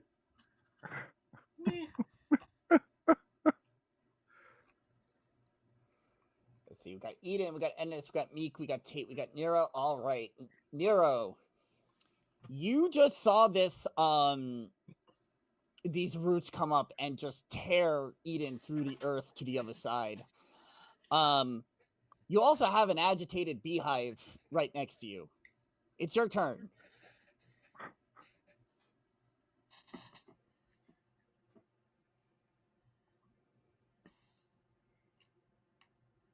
You're muted. God, I suppose it was my turn to do that. Okay. Watching you I'm fish assuming the air and not knowing what you're saying was great, though. Yeah, I was waiting to see you talk with your hands there before I realized you weren't actually talking, or before I realized you actually were talking there. You see, my plan is no. I'm assuming there's a hole that Eden got sucked down through that I can jump into. Nope. It No? kind of. It's a weird transplant ability where it filled in the dirt and vines over where it pulled him through. So in order to get down there, we have to get through that. Or to wherever you think Eden is, which I will say, Meek, you have line of sight. You can see Eden. Okay, I was wondering about that. With your position, you saw Eden like flop to the ground on the other side of the briar wall. Okay. Assuming you relay that information. Oh yeah, like if I said I realize you guys like, oh, Eden's over here, and I'll point as I around the corner of this bramble. So I think I'm gonna do my movement up here, and then I'm going to cast. Let's see here.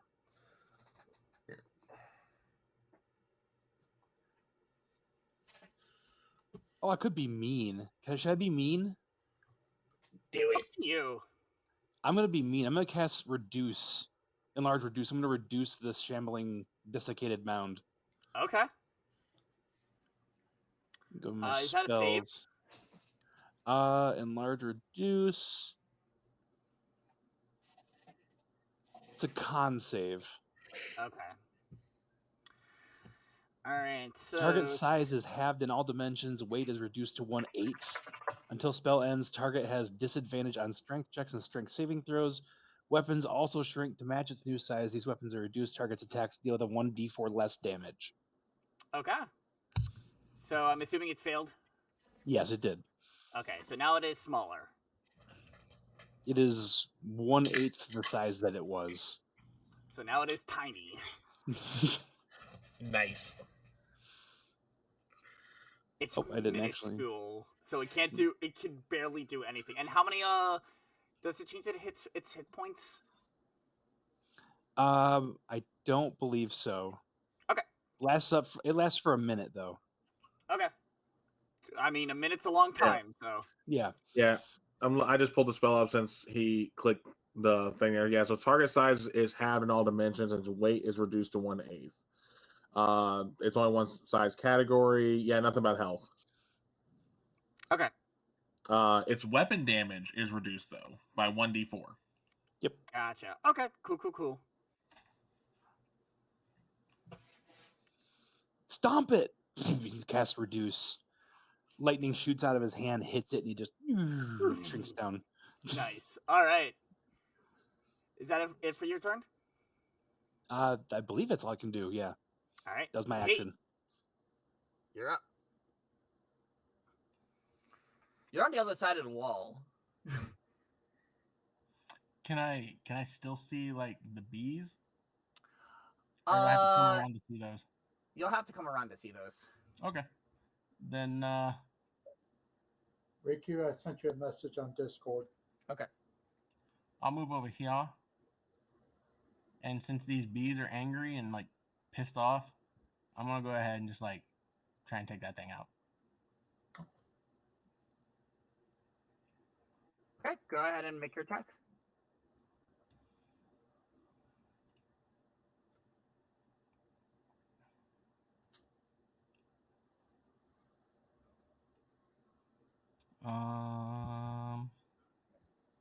How do I attack with advantage? If you right, I'm assuming if you right click it, it'll give you an option. Oh, yep. Cool.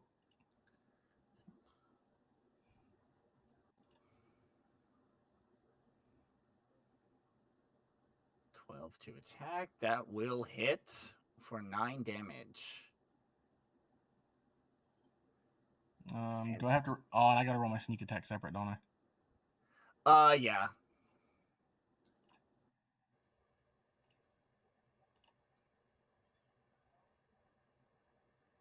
+4. +4, so that's a total of 13. 13 damage, but you realize that given that it's a swarm, it doesn't do all the damage you expect it to do. Mm-hmm. You're able to hit a few of them and knock it down, but it's not going to take all of it.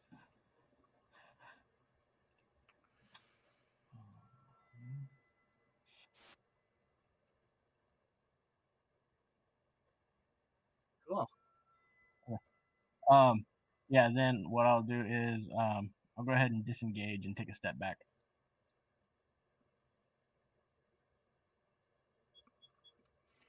Okay.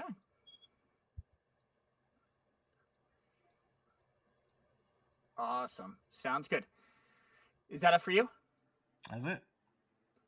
Awesome. The shambling mound thing is going to swing at Eden.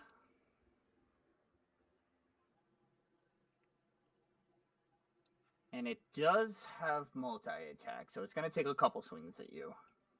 Yay.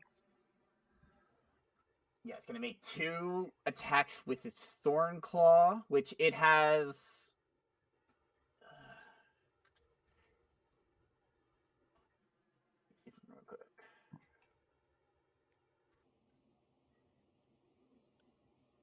You said it has disadvantage? No, it just reduces damage by Okay, 1.4. 1d4. Fantastic. Yeah, because Okay. it went from a medium to a small creature, and then it's a 1d4. Fantastic. All right, so it's going to roll this. A 4 is not going to hit you. No. And then it's going to swing again.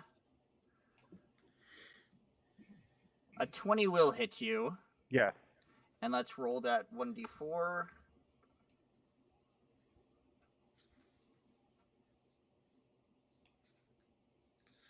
So you're going to take 9 slashing damage. Got it. Cool. All right. Meek, you're up. All right. And just to be clear, look at this stuff. I can tell this stuff, these things. Well, can I see the Shambler from around the corner, or is Eden kind of blocking it? Eden's kind of blocking it. Okay. But still, with the beehive in front of me, I can tell it's undead, right? Without having to do like anything special. You can tell that it's kind of dead. It is still considered a plant. Okay. I was curious because again, the insects are undead. Yeah. No, I was just asking because the whole, make sure, because for me, it's like anything can redeem itself, even animals. But if it's undead, it's undead. If it's dead, they can't be redeemed. Nope. They gotta go back. The wasps are undead. Kill.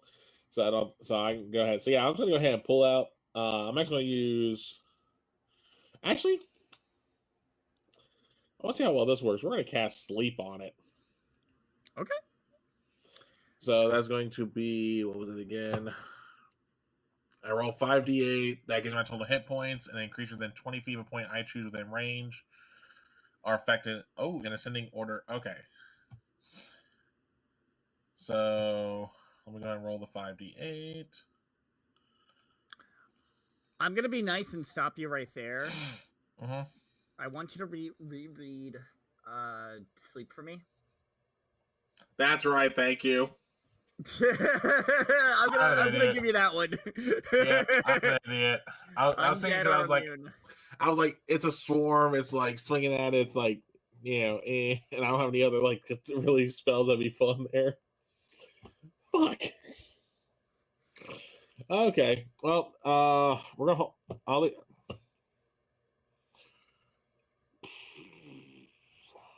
We'll just swing on my mace. All right, go for it. Motherfucker! You see as they just like fly, Yeah. like they open up around your mace, and you just swing straight through them. Yeah, which for those who have just joined us for the first time from Mandy's Raid, this is my normal luck with rolls. Yay! All right. I'm the Will Wheaton of the channel. Anything else you want to do or able to do?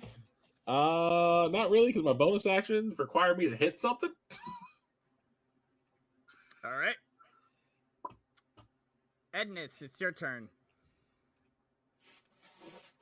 Okay, just a moment.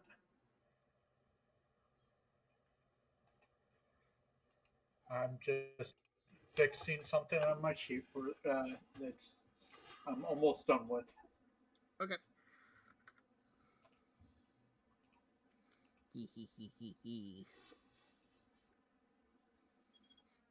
You didn't think there were things waiting for you in here. Or maybe you did.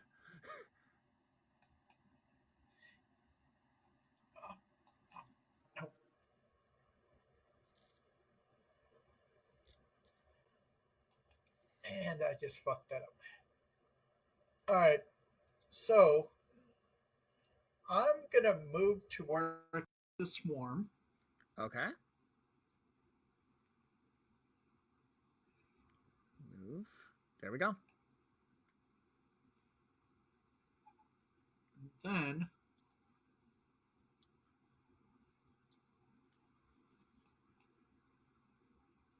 I'm gonna attack the swarm.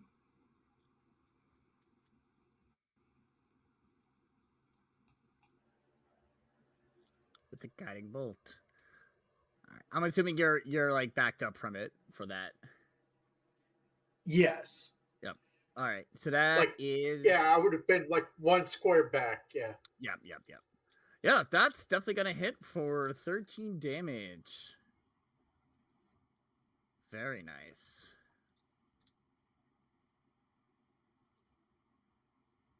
And are they vulnerable to radiant by chance? Let me check. It is not. Okay. But it's not resistant to it either.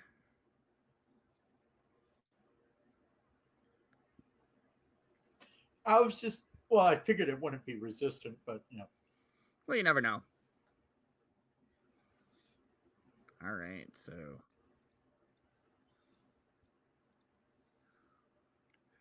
the it next is. attack It's it would have advantage. There are still a few of the bees, those wasps left in the swarm, but it is not looking the greatest.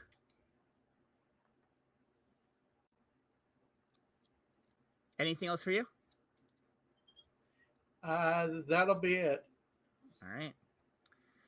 The swarm is going to try to bite at Nero again.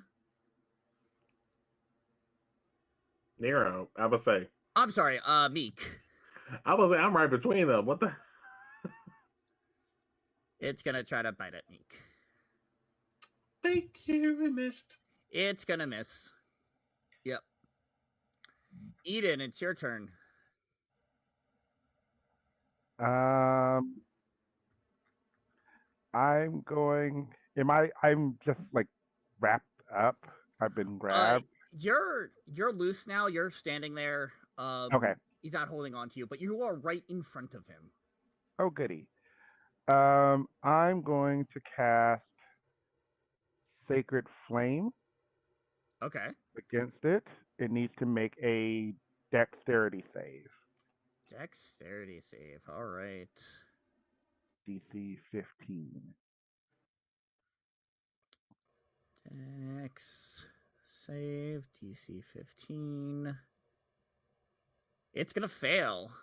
So it's gonna take 8 radiant damage.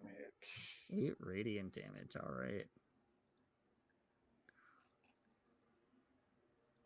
Okay. and then I won't. I will step just 5 feet Okay. away to kind of give a clearer shot for my other more hacky smacky colleagues. Oh yeah, fair. Okay. Cool. That is my turn. All right. Nero, you are up. I think he's going to do what he does best and cast Chaos Bolt at the Yes. desiccated shambling mound. All right, go ahead and roll your attack. It's a 13 hit. That'll hit. All right, so give me a moment. Choose one of the D8s. So that would be either thunder or lightning damage. I'm going to do lightning damage. Yeah, I'm Lightning brand for damage. him. 16 lightning damage. Massive crackle arc of lightning as it just blasts out of his hand. You can see kind of little flicker of flames from the lightning happen on its body. It's still holding its own though. Anything else? I think he's going to move back here to make Okay. room for people to come through. That's Sounds it. good. Tate.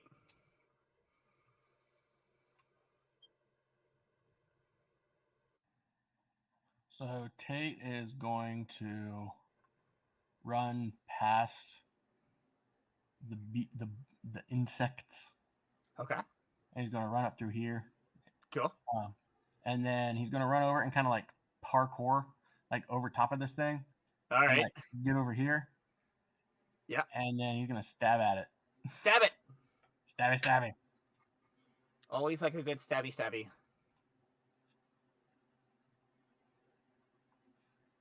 Oh, wait. That wasn't with advantage. Hold on. Let me do it again. Okay.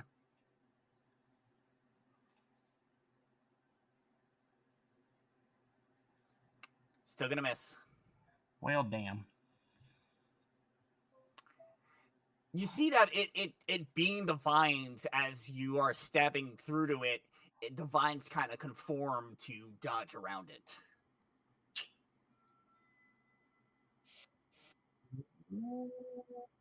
Yeah, that's it. I got it right now. All right. The Shambler is gonna do 2 more attacks. It's gonna swing 1 at Eden and 1 at Tate. First one at Eden. It's gonna miss. Mm-hmm. 1 at Tate. He's gonna crit. Ouch. Let me roll that C20. Ain't that about a bitch?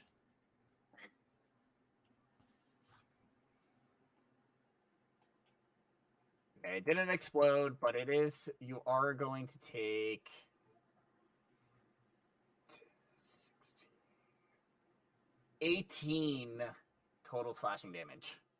Ouch. For the crit hit.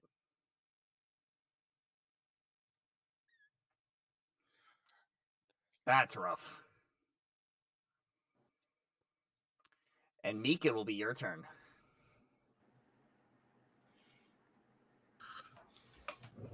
All right. Well, seeing that I wasn't having much luck with the swarm, I'm going to move away, which I'm assuming is going to proc an attack of opportunity.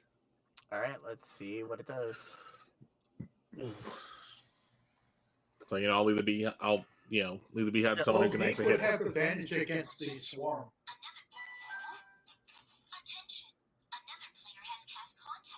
Yeah, you did have. I forgot you did the guiding bolt. That's right. Yeah. Oh, you still got it. It missed its attack of opportunity. Yeah. All right. Well, I was gonna say I'll just stay there in all reality then because I forgot about the guiding bolt. Oh yeah, that's right. Yeah. I mean, either way, at least I wasn't getting hit. Yeah. But yeah, so we'll go ahead and attempt to attack. I forgot I gotta do it this way. There it is.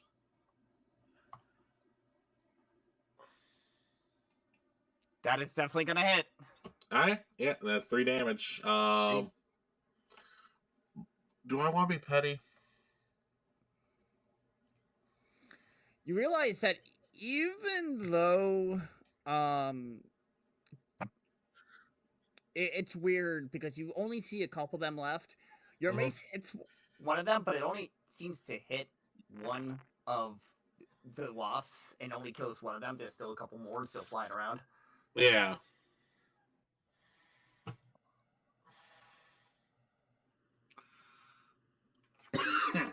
Yeah, we'll be petty. We're gonna throw a Searing Smite on there. Oh shit! Okay. So it needs to make a Constitution DC 14. Oh wait, shit! I did not mean to hit that. Oh, good. DC 14 con save. Yep. Fail. Oh yeah, so it's gonna take 2 more fire damage from the D6 there.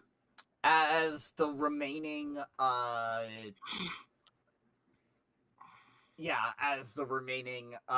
wasps burn up in flames. I might as well 2 more damage. That's all it needed. That's all it needed was 2 more damage. I could have saved a spell slot. Damn it. Okay. Okay, now I'll do what I was going to do, which is I'm going to move here. Now I can see what they're fighting. And then I'm going to use the rest of my movement to get up on it. Oop. So, okay. There we go. Trying to rubber band me there. Awesome. Edness. Also, I was like, real quick, hydrate, courtesy of Nick. Nope, thank you for the hydrate. I'm gonna have to get another soda later. Making a self-care. Yeah. Edness, you're up. Edness is going to take the opportunity while everybody's dealing with the Shambler, and we'll see what's immediately to their south at the end of that walkway. So, all the way down here? Yes. Okay, give me 1 second. Basically, I want to see where... Yes. You could see that.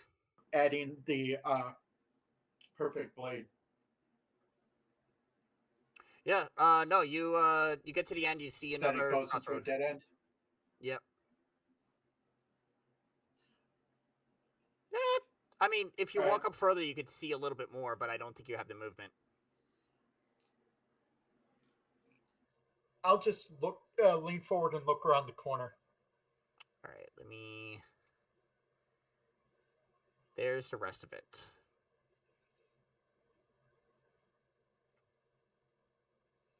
Yep, that is what you see. And then I'll end my turn because I can't really do anything right now. Okay. Eden, you are up.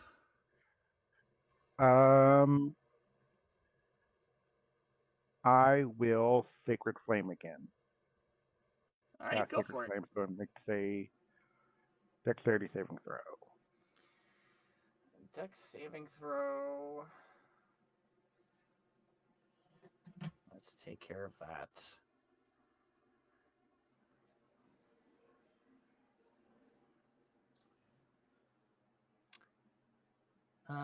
Will fail. So 6 radiant damage. 6 more radiant damage. It's hurting. It's hurting pretty bad. You start seeing pieces of leaf and bramble start to fall off of it. Right. Okay. I won't move because I don't want to get hit again. But I will, yeah. After a little bit, you notice around on the other side of you.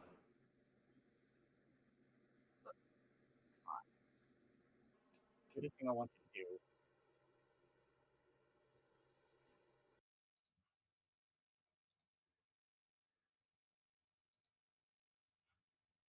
Come on.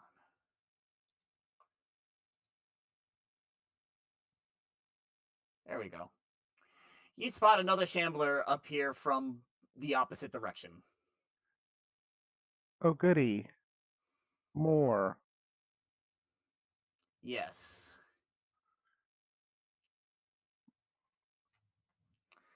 Let me get that into... Oh, it already went into the initiative order. Fantastic.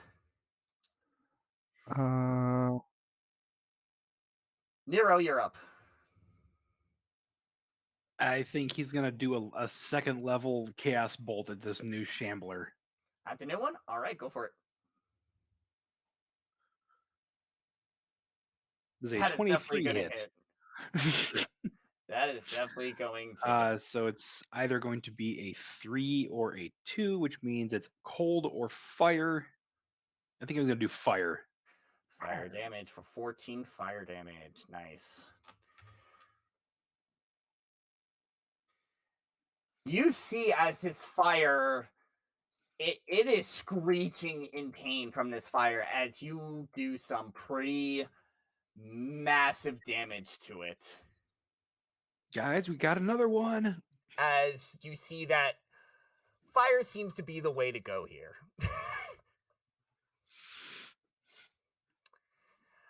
Is that it for you? Yeah, I think I'm gonna keep my distance from both of them. Okay. Tate, you're up.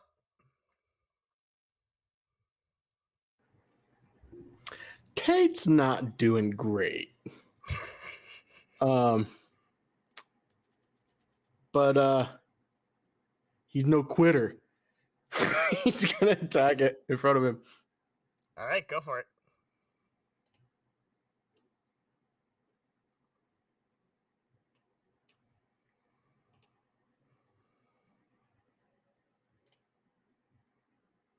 Oh, there it goes.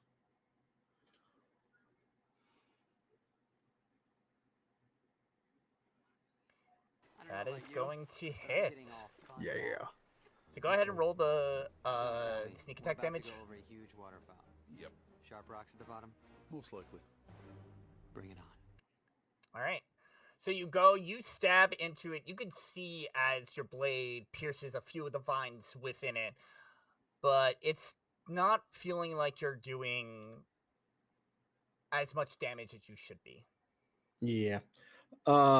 So Tate is going to kind of disengage. He's gonna hop around and kind of like flip off of Eden. Okay. And kind of like come back down here, kind of out of the way. All right. Sounds good. And he's just gonna hang out there for a minute, catch his breath, check on Goblin, make sure he's okay. All right.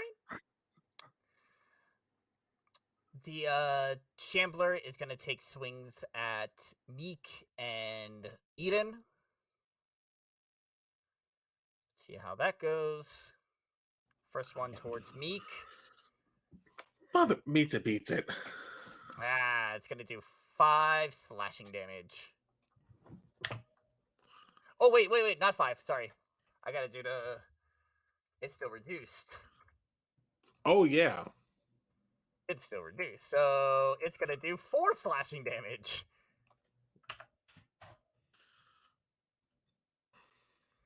All right. And then the swing at Eden is not going to hit. Yes. Meek, it's your turn. So after just getting hit by this thing, we're going to once again go for a mace attack. Because that's the weapon I still have drawn. So go ahead and roll that.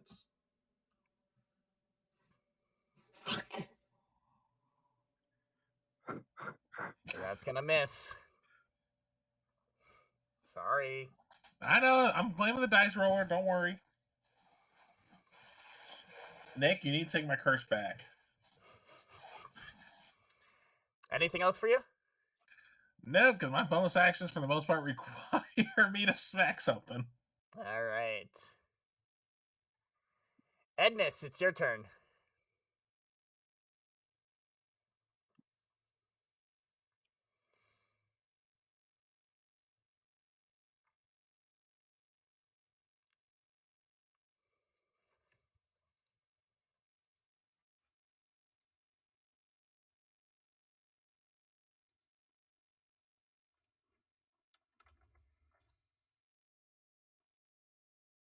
Edness, are you there?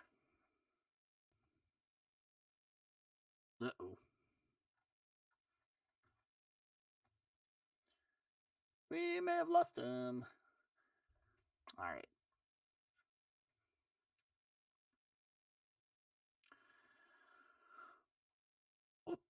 Oh, it lost its mic. Well, Edness, if you could still hear us, what would you like to do? It's your turn.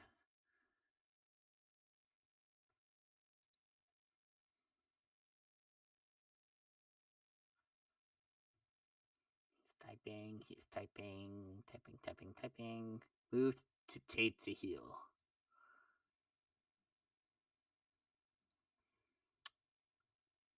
And what are you going to use to heal? I mean, you can click it. True.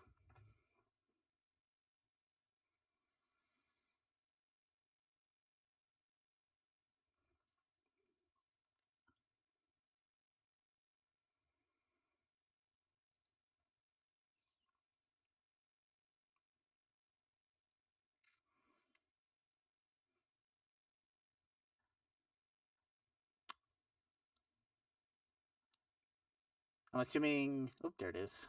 Cure wounds for 6 healing, and I believe you get to add something to that because you're a life cleric. Let me just double check on that real quick.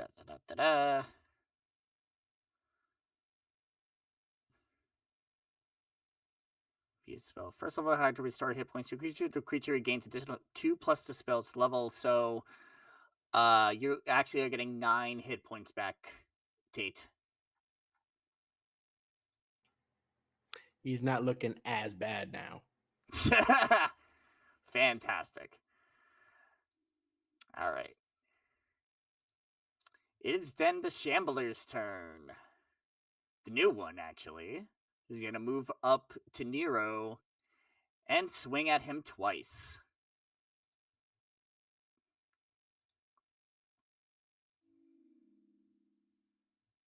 He's going to miss with 1.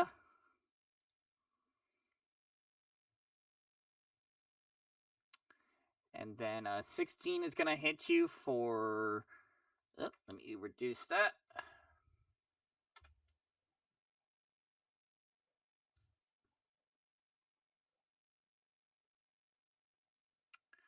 For 4 slashing damage to Nero. Wait, too close. Eden, it's your turn.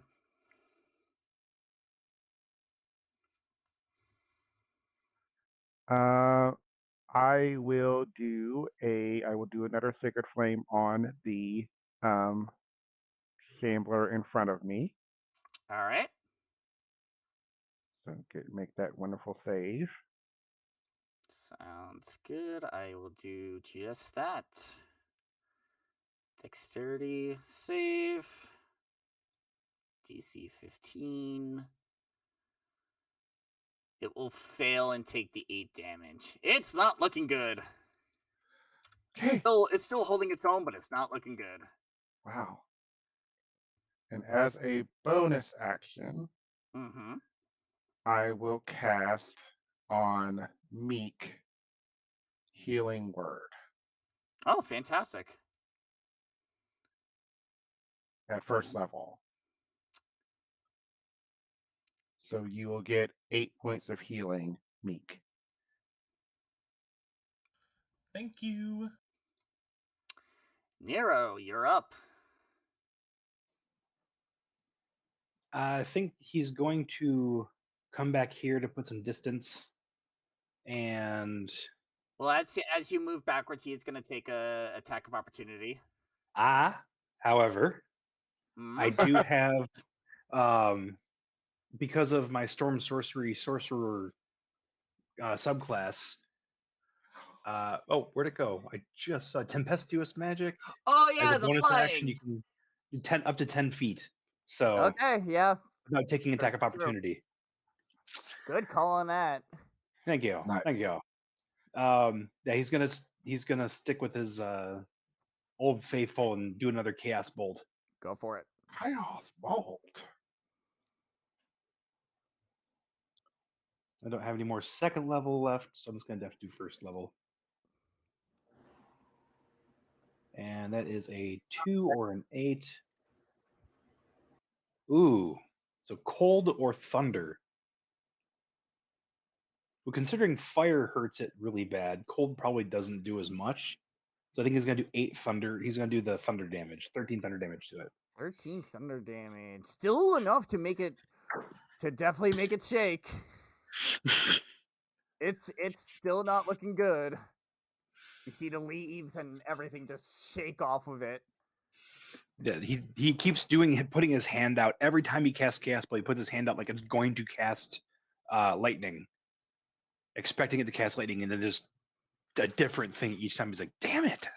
It's like the lightning just shoots right past it, but then you hear the thunder right on it. Gotta keep work on that. All right, is that it for you? That is it. All right, Tate.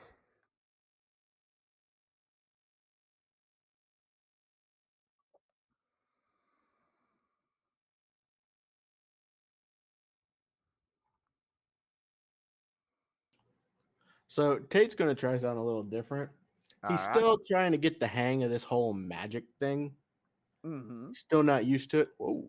So he's going to come up by Nero, and the same one that Nero just attacked. He's going to attack it with Chill Touch. Okay, go for it.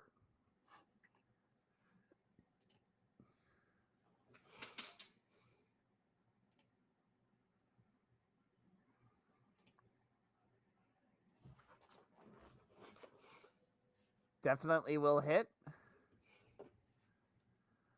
for 4 damage, and it's not allowed to heal.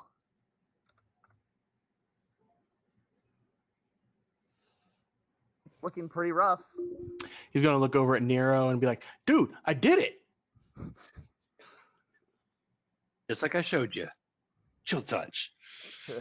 Anything else you want to do? Nope, that's it. Cool. All right. This Shambler is going to take 2 swings. One at Meek, one at Eden again.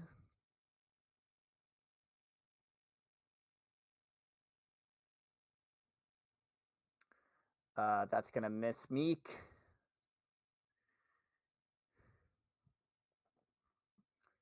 And that is going to miss Eden. Meek, it's your turn.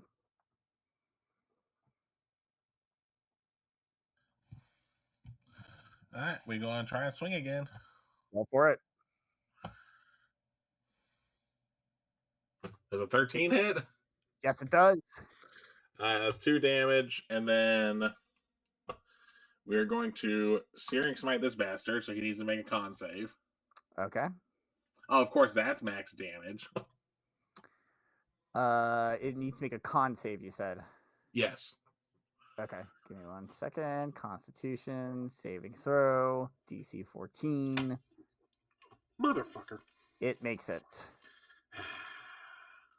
Does it take any of the damage? No, if it's I don't think it does. Hold on. No, okay. Oh no, so I misread. So that was supposed to be at the start of its turn, which granted, either way, we'll still count. We can still count that because I misread. No, that's fine. So it will still take that 6 fire damage, but it's not on fire. Gotcha. Okay. Essentially, what the con save would have been was to help essentially douse itself. Oh, okay, so it still takes the 6 damage? Yeah, so it still takes 6 fire because it says next time you hit a creature with a melee attack during the spell's duration, your weapon flares. Wait. Oh no, next time you. Why is that bonus action then? Okay, that's weird. Fantastic. Well, anyway, that 6 damage is enough to cause it to catch a flame and burn away. Yay. So it is dead. That's all you needed was that sacred flame. Was that flame? Yeah. So I'll take that out of initiative. All right. Edness, you are up.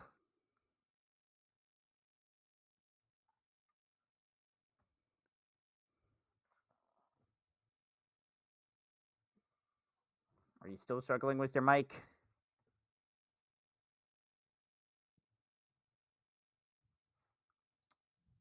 Possibly seems so. Yeah. All right. What would you like to do?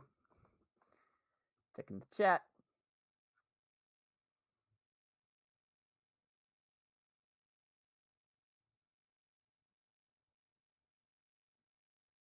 Oh, that's weird. We'll have to look at it later. Is there something specific you want to do now? The one last Shambler left.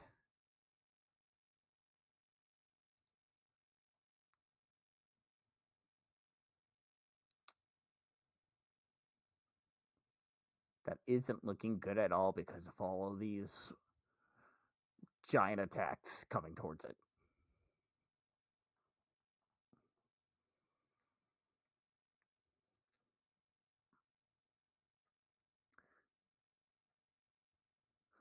Okay. Let's get you within line of sight. And go ahead and roll your attack.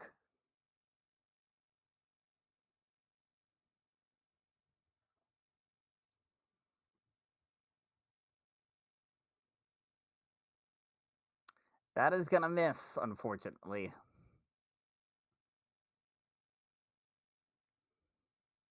That is going to miss. All right. Is there anything else you wanted to do?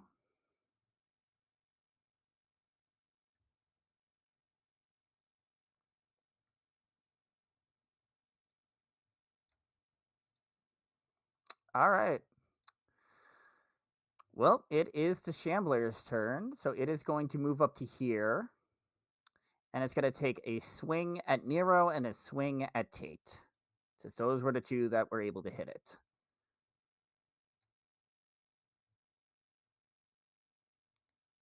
It's going to miss Nero.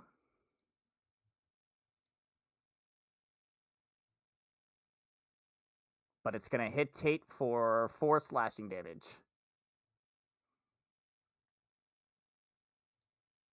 Eden, it is your turn.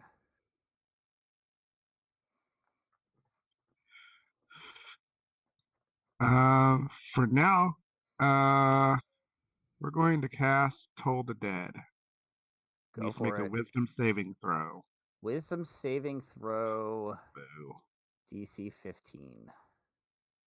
Where is it? Wisdom saving throw, DC 15.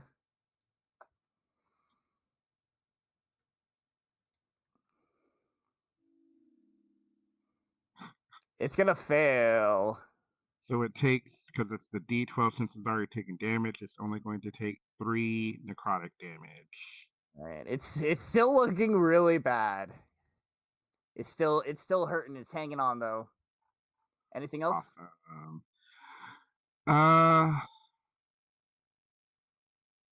Oh gosh. I will do a bonus action healing word on Nero.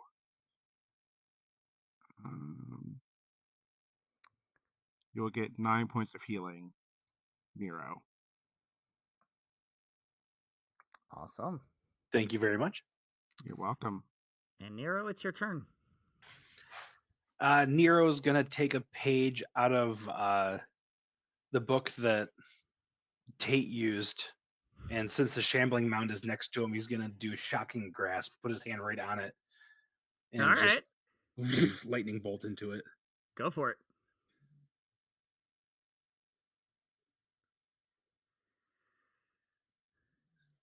That's gonna 17 hit. hit. 3 damage. It's still standing, but barely. You're just chipping away. Anything else? I think that's it. Tate, you're up. Tate has this newfound confidence in his magical abilities. He's going to cast Chill Touch again. Go for it.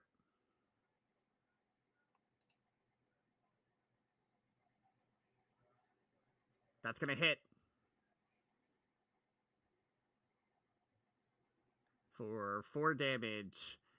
As you see this Shambler start to writhe in the necrotic cold energy and wither away. And we're out of initiative.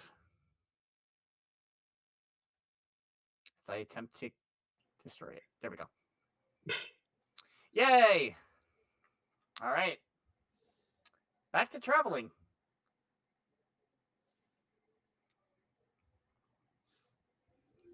Tate's gonna look at Nero real quick and he's be like, those things hit like a son of a bitch. But this whole magic thing's kind of cool. That was fine. But yeah, it's chill touch is awesome because it does a lot of good permanent damage. But good job with that. Thanks. Feeling pretty good.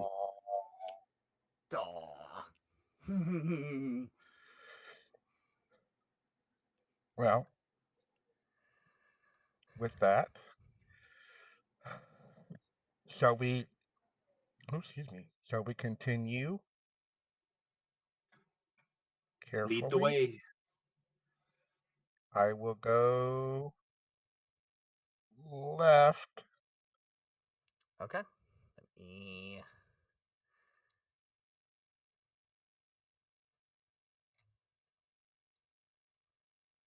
That reveals all that to you.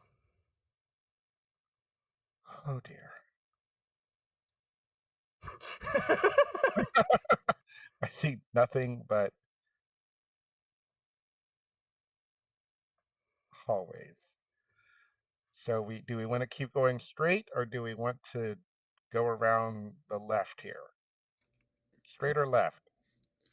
And we can always divide and conquer. That sounds like a terrible idea. I agree. After what just happened? Can I give Rangoon a command and have him scout different paths? Sure. All right. Yeah, to pull him off my shoulder, like, find the way, buddy, and set him down on the ground. Okay. You see as he runs around for a little bit, you see him peek out of corners and such like that. He gets back to you pretty safely. Doesn't seem like there's much in terms of any other threats in the area. But Goblin then begins. Wait, who was it? Rangoon. Rangoon, begins to point north. Follow the crab? Sure. I will start heading north. Following the crab. All right. Yep.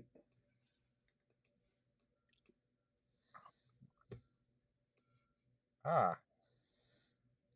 Yeah, I see it's abandoning you as well there, Eden. Too far north. Too far. All right. And you come around a turn. The crab is taking you around a turn.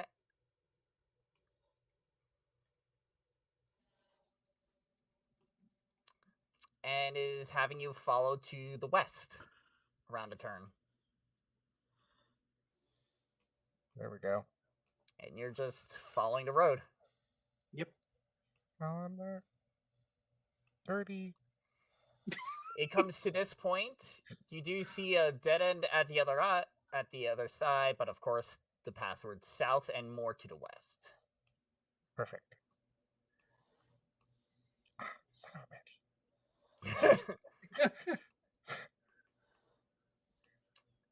And then it goes south. Okie dokie. And then it continues to go south to the east. Yeah. It then goes north. Do we wish to go north? If you're following the crab. Follow the crab. All right. Yeah, but I assume we were just following the crab the whole time. We're sure that Rangoon actually knows where he's going, right? Yep, it found the area. And so, you find yourself at a clearing with a large tree and a well in the back. Good job, buddy. Yeah, scratch his little metal carapace. I never doubted him for a second. All right. think- So you all made it here. You made it to this tree and the well. You see it across the way.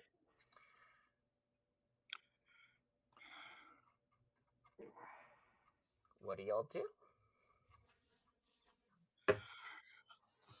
So what did the Clockwork King say about the coin? Is it down the well or the gear? Was it? The gear is part of the mechanism of the well. That's but, right. Like, you know the turning mechanism, so. Okay.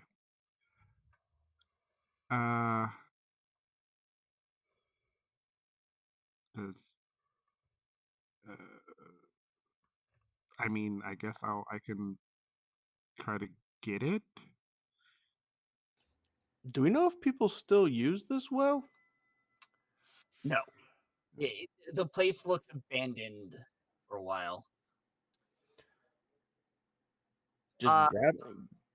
As you begin, I'm going to move you back a little bit, Eden. Sorry. I was like, shall we get started? Yeah, because as you get closer, you notice the wind in this area begins to pick up. You see like really tiny whirlwinds of dead leaves and dust begin to pick up.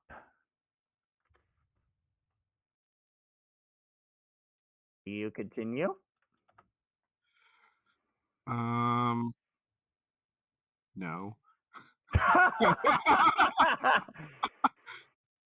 I like pause. I put a hand on Nero since they were next to me.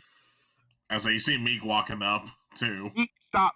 And then I pick my other hand and just like, no. And after a little bit of waiting, you see as the branches of the corrupted tree in front of you begin to move with malicious intent, as if spurred by some dark, unfathomable will. The movement is followed by a terrible creaking sound like a muffled moan, as a large, bleeding hole rends the trunk of the rotted tree. A dryad-like creature. Give me 1 second. Yep, there it is. A dryad-like creature steps through the hole, her beauty rivaled only by her wretchedness. Surrounded by swirling dead leaves, eyes blazing in necrotic fury, she is a terrible sight to behold. Her raspy voice is equally terrible as she demands, "Who dares disturb the eternal rest of Shantea, she who was slain by the might of Vecna? Leave me now to my slumber, or feel my wrath." And that is where we're going to end it tonight. I was gonna say, real quick, when that line said though, Meek is gonna point at Nero.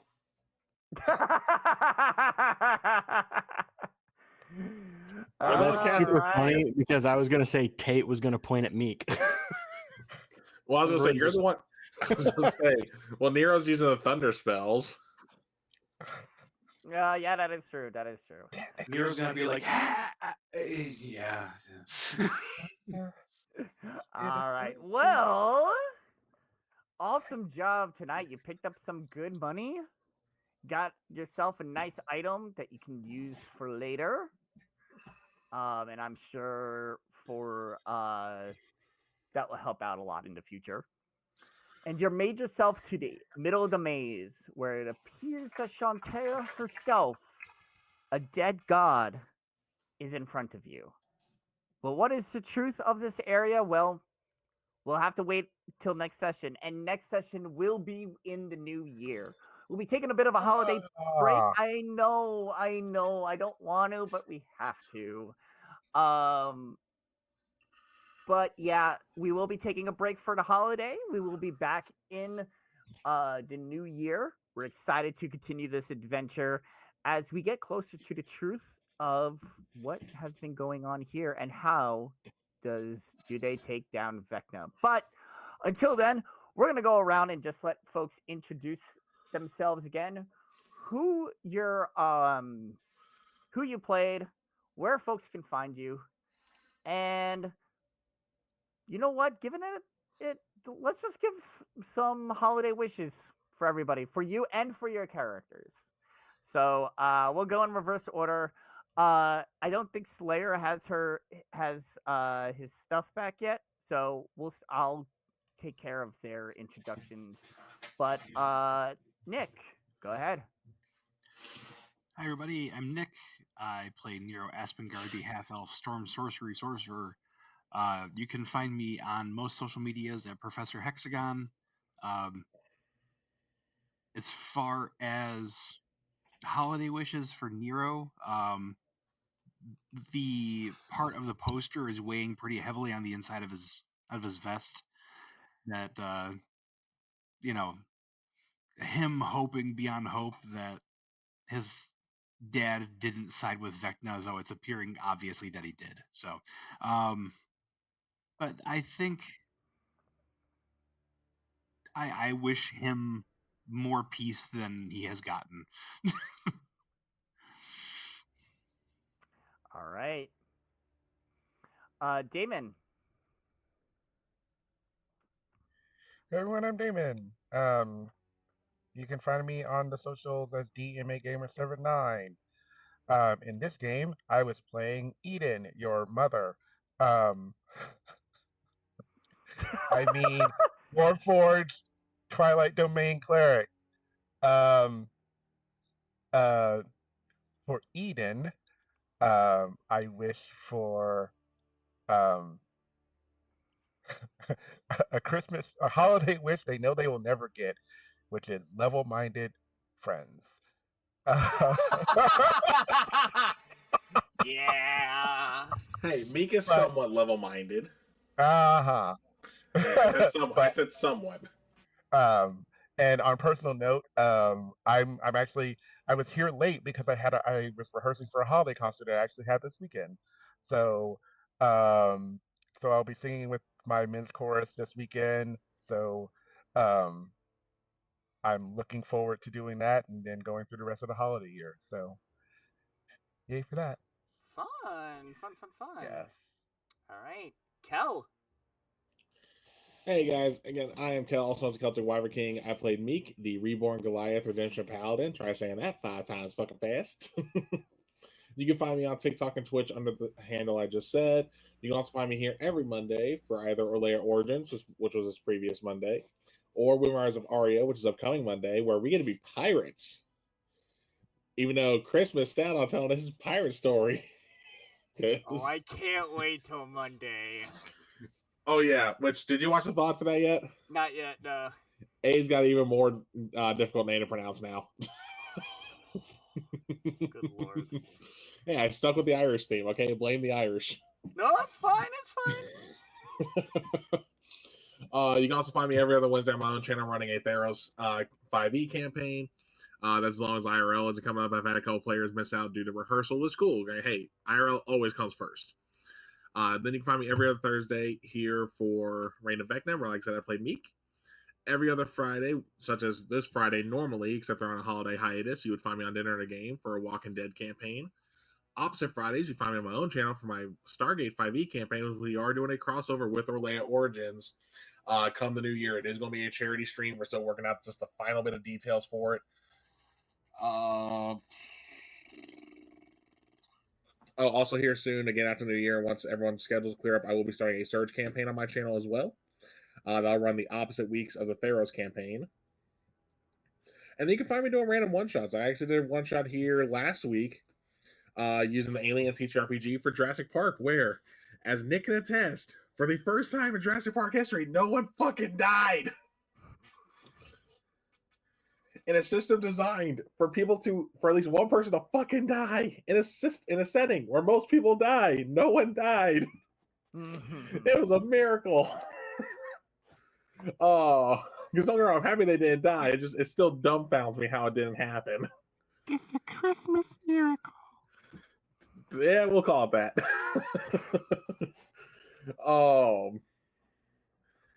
Meek's holiday wishes. I don't think Meek will really have any because he doesn't even really know who he is yet, since he doesn't really have his memories. For me, it's for the holidays to be over because I work retail. Because Christmas. All right. Goose.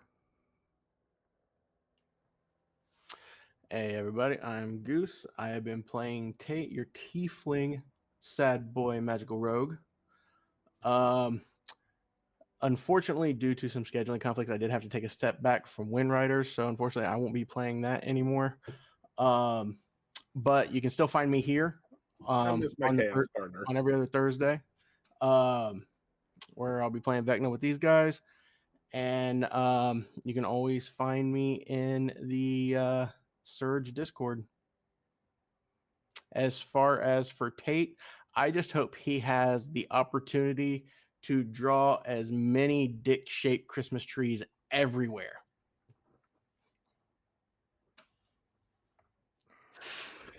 That's perfect. Oh hell yeah! That sounds like a Tate thing. Oh yeah. So I will say, when I heard you had to drop at the work bed, I was like, damn, I'm gonna miss my chaos partner. I know. But I'm glad I still get you. All right, and then Slayer, are you back?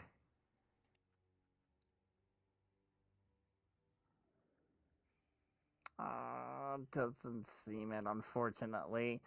But you can find Slayer over on Wind Rider Tavaria as well, here on Halfling Wizard, as part of that campaign on Opposite Mondays. So, So sorry, we can figure out more stuff with what's going on with your mic and why things are acting weird later. And I'm sorry for the technical issues. Still trying to figure things out with stuff. I do apologize. But yeah, you can find me, Riku, your dungeon master. You can find me on Vibe Tribe for Gaia Chronicles that I play alongside Damon. Where I play a Chrono Mage Giant. You can find me here on Halfling Wizard, playing in Wind Rider Tavaria as Captain Kedek, the Pontori captain, who is now a pirate captain, who is super excited, is living his best childish dreams. You can also find me over on Queers on Saturdays, every other Saturday, where I play a freedom-loving pirate named Kyler. That's Kyle with an R.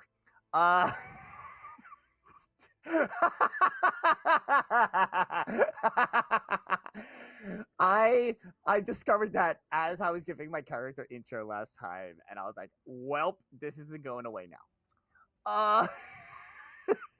Well, also don't forget the fact that your character is also pretty much Miss Midnight in that game.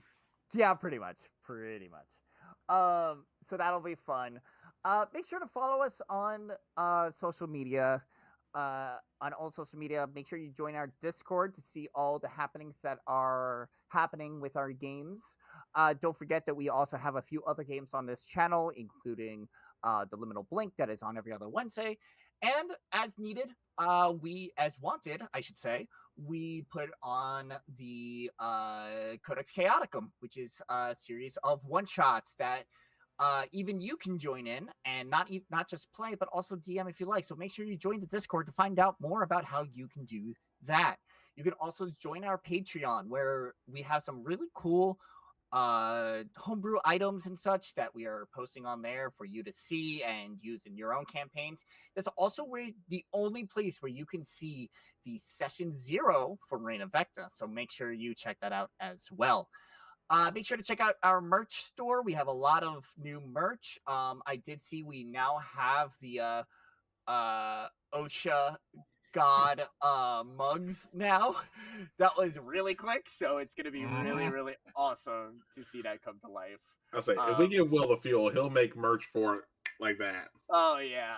You should have seen the amount of merch he came up with for the Jurassic Park one shot. Yeah, just check it out. You can see some of your favorite moments from our streams immortalized in some awesome merch. What else am I missing? Oh, and also just as a reminder, here on Twitch we put our money where our mouths are when it comes to donating for charity. This month is the National Stuttering Association.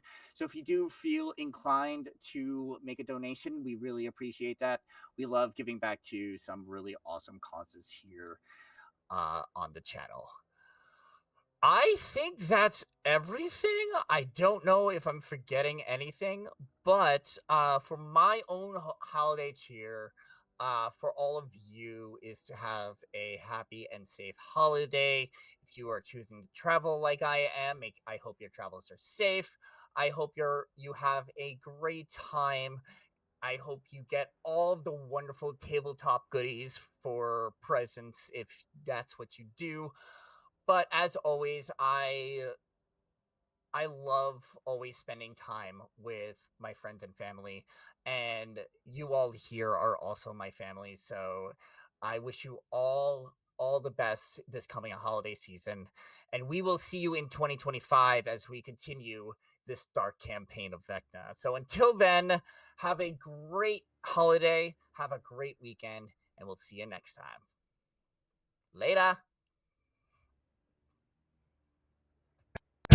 Thanks for joining us for this Halfling Wizard production.